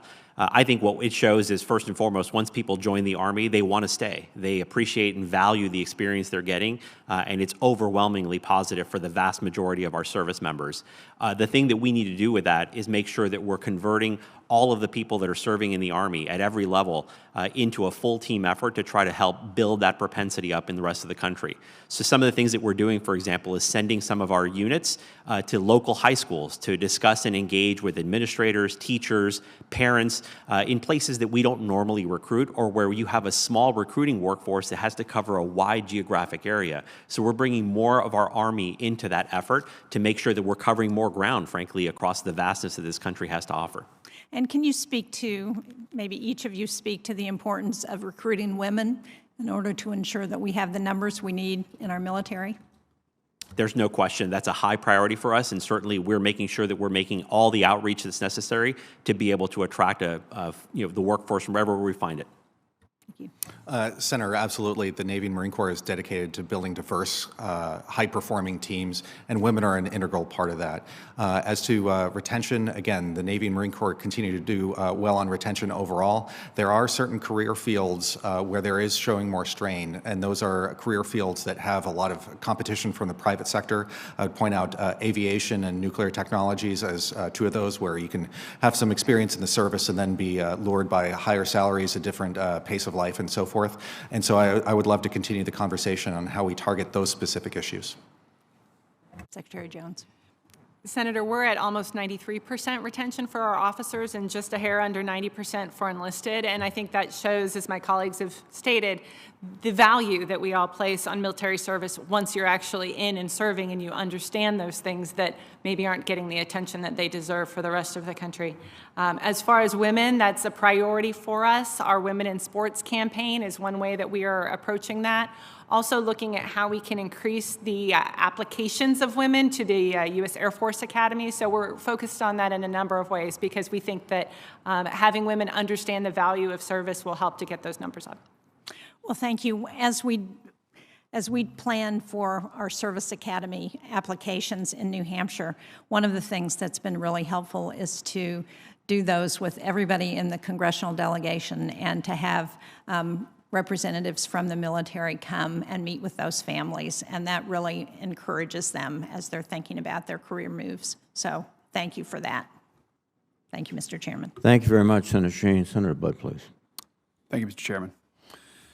The purpose and mission of our military is to provide trained and ready service members capable of deterring aggression and winning America's wars should deterrence fail. I see some heads nodding, but let me just ask, would you all agree with that statement, Secretary Camarillo? I would, Senator. Secretary Raven? Yes. And Secretary Jones? Yes, Senator. Oh, thank you. Millions of Americans right now are genuinely wondering how diversity, equity, and inclusion, gender ideology, and providing taxpayer funding to facilitate abortions increases the military's readiness. They're also wondering whether military service aligns with their values. So, Mr. Raven, in your written testimony, you acknowledge that when you state, today's youth aspire to a lifestyle that maximizes work-life alignment, where a job in the organization they work for are not just a means to an end, but an expression of their values. So other than the pulse surveys previously mentioned, have the services studied or even considered whether a hyper-focus on DEI, gender ideology, and abortion is actually negatively impacting recruiting outside of the pulse survey? Secretary Camarillo? Our surveys were very comprehensive in terms of barriers to service, excuse me, Senator. And so the 16 that were identified on that survey were the ones that came up most frequently. And that's the pulse survey, just to be clear? Yes, it was the one that was done done by the Army. Do you have data outside the pulse survey? Other than that done by the Army, no. Secretary Raven, any data outside the pulse survey that's relevant here? So that pulse survey was not conducted by the Department of the Navy, but I would refer you to some comments made by General Berger just this week in terms of how DEI and other initiatives relate to building combat effective teams, and he views that as essential to the Marine Corps future. Secretary Jones? Senator, we have a number of different surveys and climate surveys in particular that address areas like discrimination, racism, those types of things. And so that's a focus of our diversity and inclusion efforts to make sure that we don't have parts of our workforce that feel marginalized, that feel like they aren't able to engage, and so that we can have high-performing teams. So thank you for that. You've added climate to it, but there's no data outside of this showing that climate, DEI, gender ideology, abortion negatively impact recruiting? Senator, if I could clarify that statement, climate surveys, that's a term that we use to assess the climate of an organization. They don't relate to climate change, so just wanted to clarify that. Yeah, I appreciate you clarifying that. Thank you. Changing a bit, Mr. Camarillo, what are some of the Army's learned lessons from its experience with reduced recruit standards back in the 1980s? Certainly, Senator Budd, as the Army leadership has been consistent, our efforts are trying to invest in America's youth to help them to meet the standards that we've set for entry to service. So the best example of that is our Future Soldier Prep Course, which we initiated last year, where we've been able to bring in as many as 3,700 potential candidates for entry into the Army. We've given them the training, both academics and physical skills, to be able to meet our requirements, and we've had a successful outcome with as many as 98% coming through that program. That's great. I heard you mention that in your opening comments and elaborate on that just now. Secretary Raven, last month we learned the Navy was giving a clean slate to sailors who failed their physical fitness assessments, effectively lowering the standards. I understand we need to improve recruiting and retention numbers, but we can't skimp on quality. Can you please walk the committee through the process here, Secretary Raven? Yes, I appreciate that opportunity. So the policy relates to giving commanders the option of extending enlistments or reenlistments to sailors who had not passed previous fitness standards. This is an option given to commanders to assess on an individual basis, can the sailor be brought up to the right physical standards to perform that mission, and is that sailor performing a mission in the Navy that is needed? Again, this is an option being given to commanders, not a direction. Thank you for that. The way I see it, there are far too many threats facing America, and the military is not a place to practice social experiments or push radical agendas. I appreciate your updates and the panel's time today. And Mr. Chairman, I yield back. Thank you, Senator Budd. Senator Duckworth, please.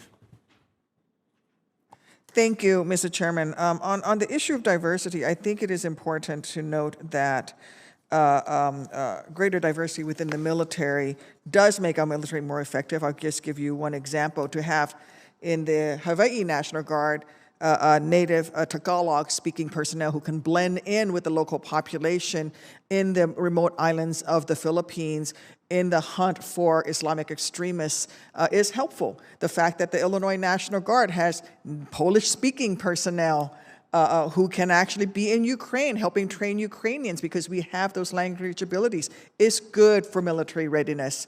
I speak Thai. The fact that I could speak with my Thai military counterparts when I was wearing the uniform of this great nation was helpful to military readiness. To have native Thai speaking and Indonesian speaking soldiers who can participate in Cobra Gold and in Garuda Shield is helpful to this nation and in fact helps with our readiness. I want to thank Mr. Chairman and thank our witnesses for appearing today. As you noted in your statements in response to my colleagues' questions, the services are struggling to meet their recruiting goals, in part due to a historically small pool of eligible recruits. And I appreciate your department's efforts to address the many causes of this problem, but I do think we need to also talk about other ways to expand that recruiting pool.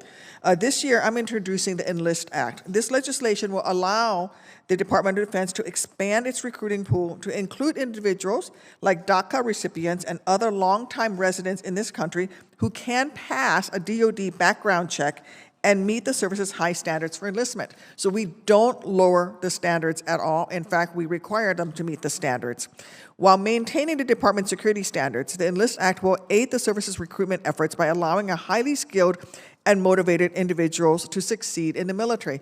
Who would be the people who could do this? DACA folks, dreamers, people who came here on an education visa and attended an American university and now cannot get a work visa here would be likely to be able to qualify for this. To all of our witnesses, I'd like to hear from each of you whether you think the Enlist Act's expansion of the pool of possible recruits would benefit military recruitment efforts, especially since it does not lower the standards and you must pass the background checks. Senator Duckworth, I'm familiar with the legislation. I'm committed to working with you, as I am with the rest of the department, to ensure that we can address the ultimate goal here, which is how do we expand the pool of qualified and interested and engaged applicants to join the armed forces. I will just say that, certainly there's ways we can work through the considerations that you identified in your question, such as making sure that we provide the right background checks and that they meet our standards. In addition, I'll just note that how we engage a broader set of the population is also really important for us. So in the Army in this last year, looking at just lawful permanent residents, we're undertaking a different campaign with Army Recruiting Command, where we're specifically looking for soldiers with those backgrounds to be able to engage with those communities, often in their specific native languages, to be able to attract them to come and join the Army. Thank you. Secretary Raven? Thank you, Senator. Same answer. Expanding the pool of candidates is very important to the Navy and Marine Corps. And let me tell you just one story. I visited a ship recently where I saw a sailor who was a little bit older than you'd expect. He had grown up in Nigeria, came to this country, got a green card, and was just inspired by what the Navy could offer him. And so he joined and is now beginning his time in the Navy. It's an inspiring story, especially for someone who grew up so far away. So I think offering these types of opportunities to more people is a very worthy goal. Thank you. Secretary Jones? Senator, I agree that any path to expanding the pool of applicants that can meet our high standards is valuable. So we look forward to working with you to see how these types of efforts can progress. And within the Air Force, we're also looking at a path to naturalization for those who come and serve. We have a pilot that's going on at our basic military training in that regard, and so I think that's a similar intent to what you're trying to achieve. Thank you. I want to pull a thread that several of my colleagues have raised related to the recent Army survey. When asked to compare different potential barriers to service, respondents weighed most heavily on the idea that they'd be putting the rest of their lives on hold if they joined the military. The reserve components can give individuals the opportunity to serve in the military while also pursuing a civilian career. As a member of the reserve component my entire military career, I was working on a PhD, trying to join the Foreign Service until an RPG changed my life trajectory. Like my colleague, Senator Ernst, my reserve service was an integral part of my life, but not an interruption. Yet the reserve components have largely also struggled to meet recruiting goals. To all the witnesses, can you speak to your strategy for reaching potential recruits who may be interested in becoming reservists as opposed to serving an active component? And what steps can you take to improve your marketing efforts and better message the specific benefits of a special role in the reserve component, that's reserve forces and National Guard, to our national defense? Senator Duckworth, I fully agree with you, and I think one of the first things that we did starting last year was to surge the marketing and advertising budget and the number of recruiters that are working on specific recruiting for the reserve component. I think another thing that we need to do in response to this specific issue is to address and identify and educate on the range of career options and flexibilities that a career in Army Reserve would afford a young American. You know, whether you've had some college experience, you have experience in a certain career field, and you want to learn something different, this is a place where you can possibly learn and get training to achieve your career ambitions, even if you want to try something different. Thank you, Senator. In the last year, we've stood up a Naval Reserve Recruiting Command to focus on those opportunities for those who may want to serve in the Navy part-time. You will also see more targeted advertising. Previously, the Navy had, join the Navy, see the world. We're focusing more on the opportunities to join the Naval Reserves, and the Marine Corps has had a very strong Marine Reserve recruiting program for quite some time. Mm-hmm. Senator, we also have launched new recruiting campaigns for both the Air Force Reserve and Air National Guard. We appreciate the additional funding in '23 that will allow us to continue those efforts. One thing that we have seen as a challenge that's impacting our numbers is our high retention that is impacting those who previously served moving on to the Guard and Reserves. So we're having to expand the pool that we consider for the Guard and Reserve for those who have never previously served, and looking for new ways to do that. But again, appreciate the additional efforts from the Congress that allow us to do that. Thank you. So I yield back to the chairman. I also want to mention the Lionesses who demonstrated the importance of having diversity, because to have that all-female Marine Corps unit allowed us to gather intelligence and interact with women in Afghanistan in a way that all-male units could never do. Thank you. Thank you, Senator Duckworth. Senator Schmidt, please. Thank you, Mr. Chairman. I suppose what you're hearing today is a voice of frustration that our military, the most honored and respected military in the world, certainly among the American people, that this administration is hell-bent on politicizing that the offspring of identity politics, which is incredibly divisive, has now made its way through DEI trainings in these branches. And I think you're hearing that from a number of senators, which is reflective of what's happening across the country, what we hear from our citizens.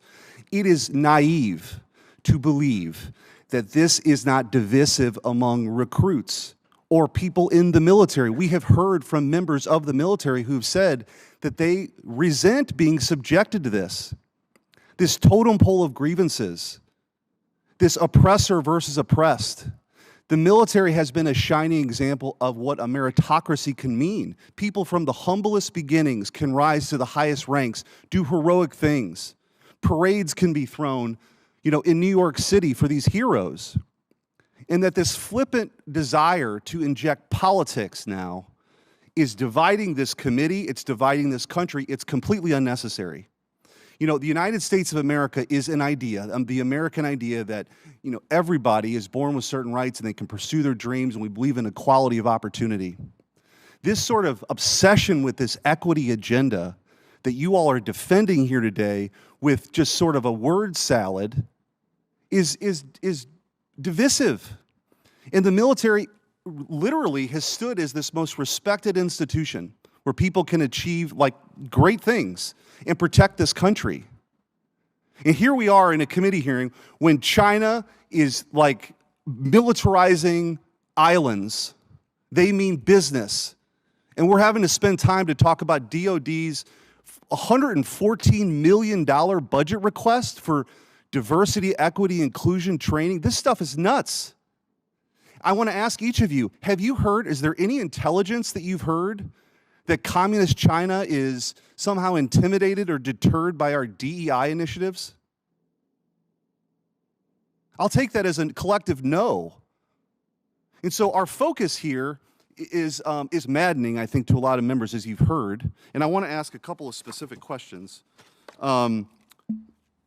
Ms. Jones, specifically, the DOD has put out an equity action plan issued a few weeks ago that said the department is implementing a range of initiatives to ensure equity for minority service members at critical career touchpoints that include recruiting and accessions, progression, and promotion at the senior leader level, ensuring equity. What does that mean? What does ensuring equity mean? Senator, I don't know that it's possible to ensure equity, but as an example, when we look at promotion boards, all of that information on demographics is hidden. But afterwards, we look to see, are there any trends that we think are challenging? Are there any groups that we feel like maybe we need to relook how we're approaching training, or are there barriers? For example, the barriers that we had with women who were choosing to leave our service because of some of the policies that we had. So that's what we're focusing on. But how do you, what are you measuring?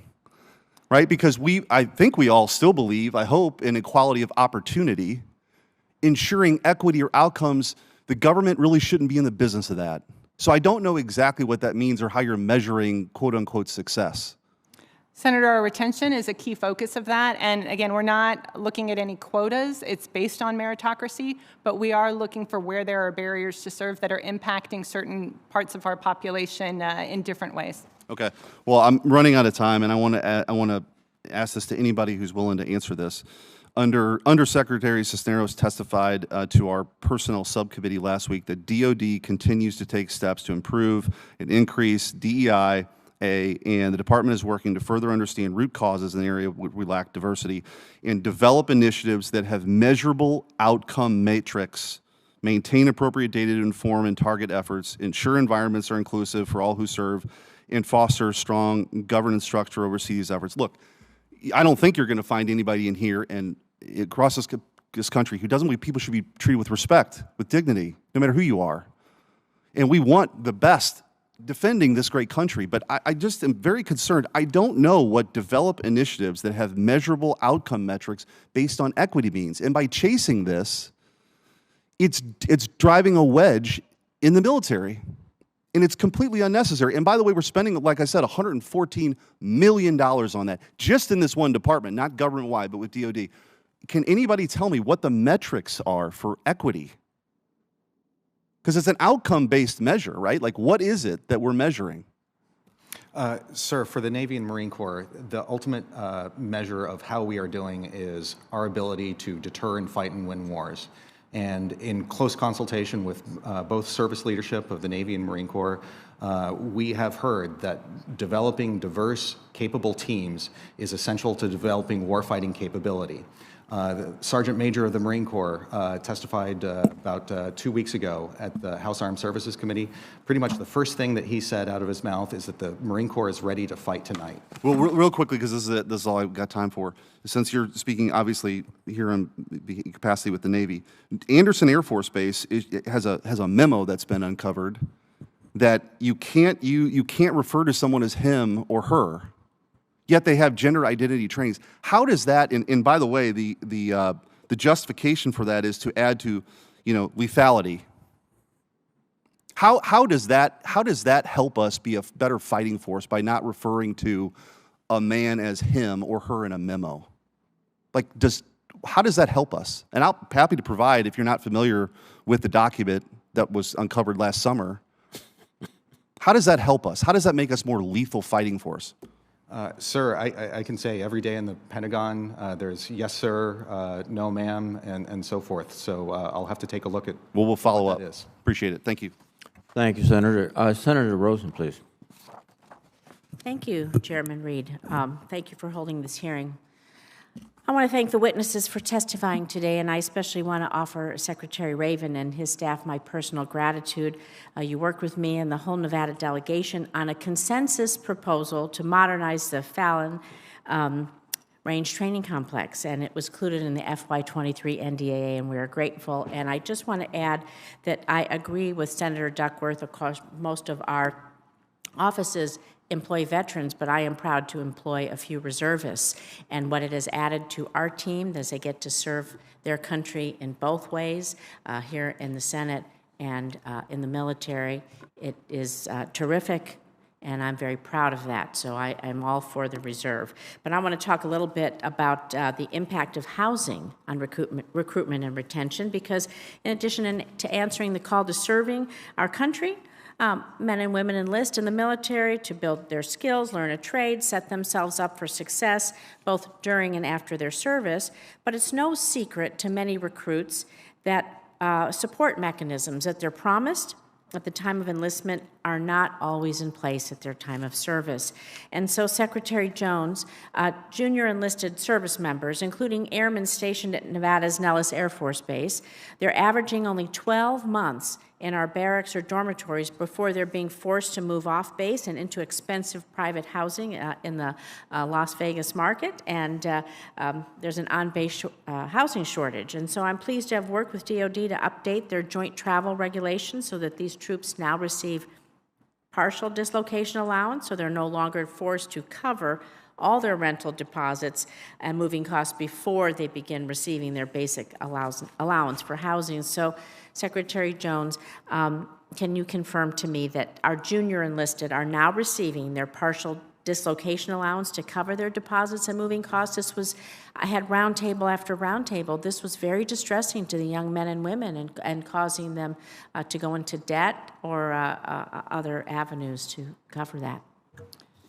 Senator, I'll have to get back to you on that specifically. I do understand the issue. I'll actually be going out to Nellis in the next 2 weeks to see that area personally, but I'll get back to you on whether that's already in place. Well, good. When you're there, I want you to let's talk about how we address the housing shortage at Nellis. It's a crown jewel of the Air Force, and we want to have people there. And I think it has a negative impact on recruitment and retention as our young service members tell others that they can't afford to, they can't stay on the base, and they're having issues moving off the base.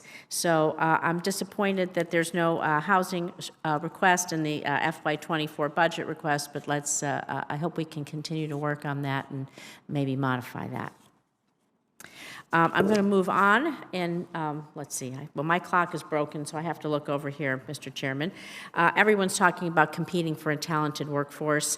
It's a acute challenge, like Senator Shaheen said, in the private service, in public service, military service, private industry, all of that. And the 2022 National Defense Strategy places individuals at the forefront of our ability to maintain a credible deterrent. And so to recruit and retain the most talented Americans, we believe we must reform, obviously, how we do business, and part of this reform requires DoD to fill specific technology gaps, including cyber, data, artificial intelligence domains. And so I have a few bills out there for Civilian Cybersecurity Reserve and other things, whether it's in DHS or here in the Department of Defense. But to each of you, can you address the specific steps that you're taking to look at targeting those skills for a workforce so we can recruit that talent? I'll start, Senator. Just really quickly, we are doing greater outreach with soldiers and civilians who have expertise in these areas to do more outreach to colleges, universities across the country and find and establish talent pipelines. The second thing I'll say is that we're reinforcing those efforts on the civilian side by instituting in the Army a cyber-accepted workforce that enables us to use much more flexible hiring authorities. The idea is let's build the team together of people that are ambassadors for this critical capability in the Army. Thank you, Senator, and your leadership on the Fallon Range expansion was critical to everything, so thank you very much for that incredible partnership. In terms of getting and maintaining the talent we need in all these high-tech areas, it's both on the uniform side and the civilian side, and also on the industry side. On the civilian side, we have warfare centers across the nation that are really focused on making sure that we outreach to universities to get graduates interested in coming to work for the Department of the Navy on really high-tech, exciting things that are being done across cyber and a whole bunch of other disciplines. Where I think we see more challenges, as you point out, is on the retention side, where there are attractive opportunities. Once you've worked in this incredible environment of innovation and moving things forward, you're in demand. And so we are competing for talent, and I'd love to work with you on some initiatives in that front, too. Thank you. Ma'am. Senator, we have similar programs to our colleagues with targeted bonuses for some of these high-tech areas, also university programs. And we are doing a workforce study across our force to include civilians specifically aimed at that cyber talent that is also very hard to keep. So I appreciate the opportunity to work with you on that. Yeah, I really believe in some of the bills I have out there we've discussed. I'd love to work with you all on this, how non-traditional cyber reserve models based on the reserve a model that you already have can help people who have advanced degrees and long-term experience in these very specific fields that can really potentiate what we do to defeat our adversaries. So thank you very much, Mr. Chairman. Well, thank you very much, Senator Rosen, and I want to thank the panel for your excellent testimony today. I think you've really put this all in context that in order to succeed, deter, and in fact, I think one of the most significant deterrences from our enemies is recognizing that we have a military that is the most adept, the most talented, the best trained, and the readiest force in the world. And that's a function of having training that not only just technical, but also brings together people from different backgrounds, different experiences, and making them one. And that's an accomplishment that other nations are very envious about. We have to keep that up, I think. But your excellent testimony today has given us a perspective that we need as we go forward, and I want to thank you. And with that, let me call the hearing to adjourn.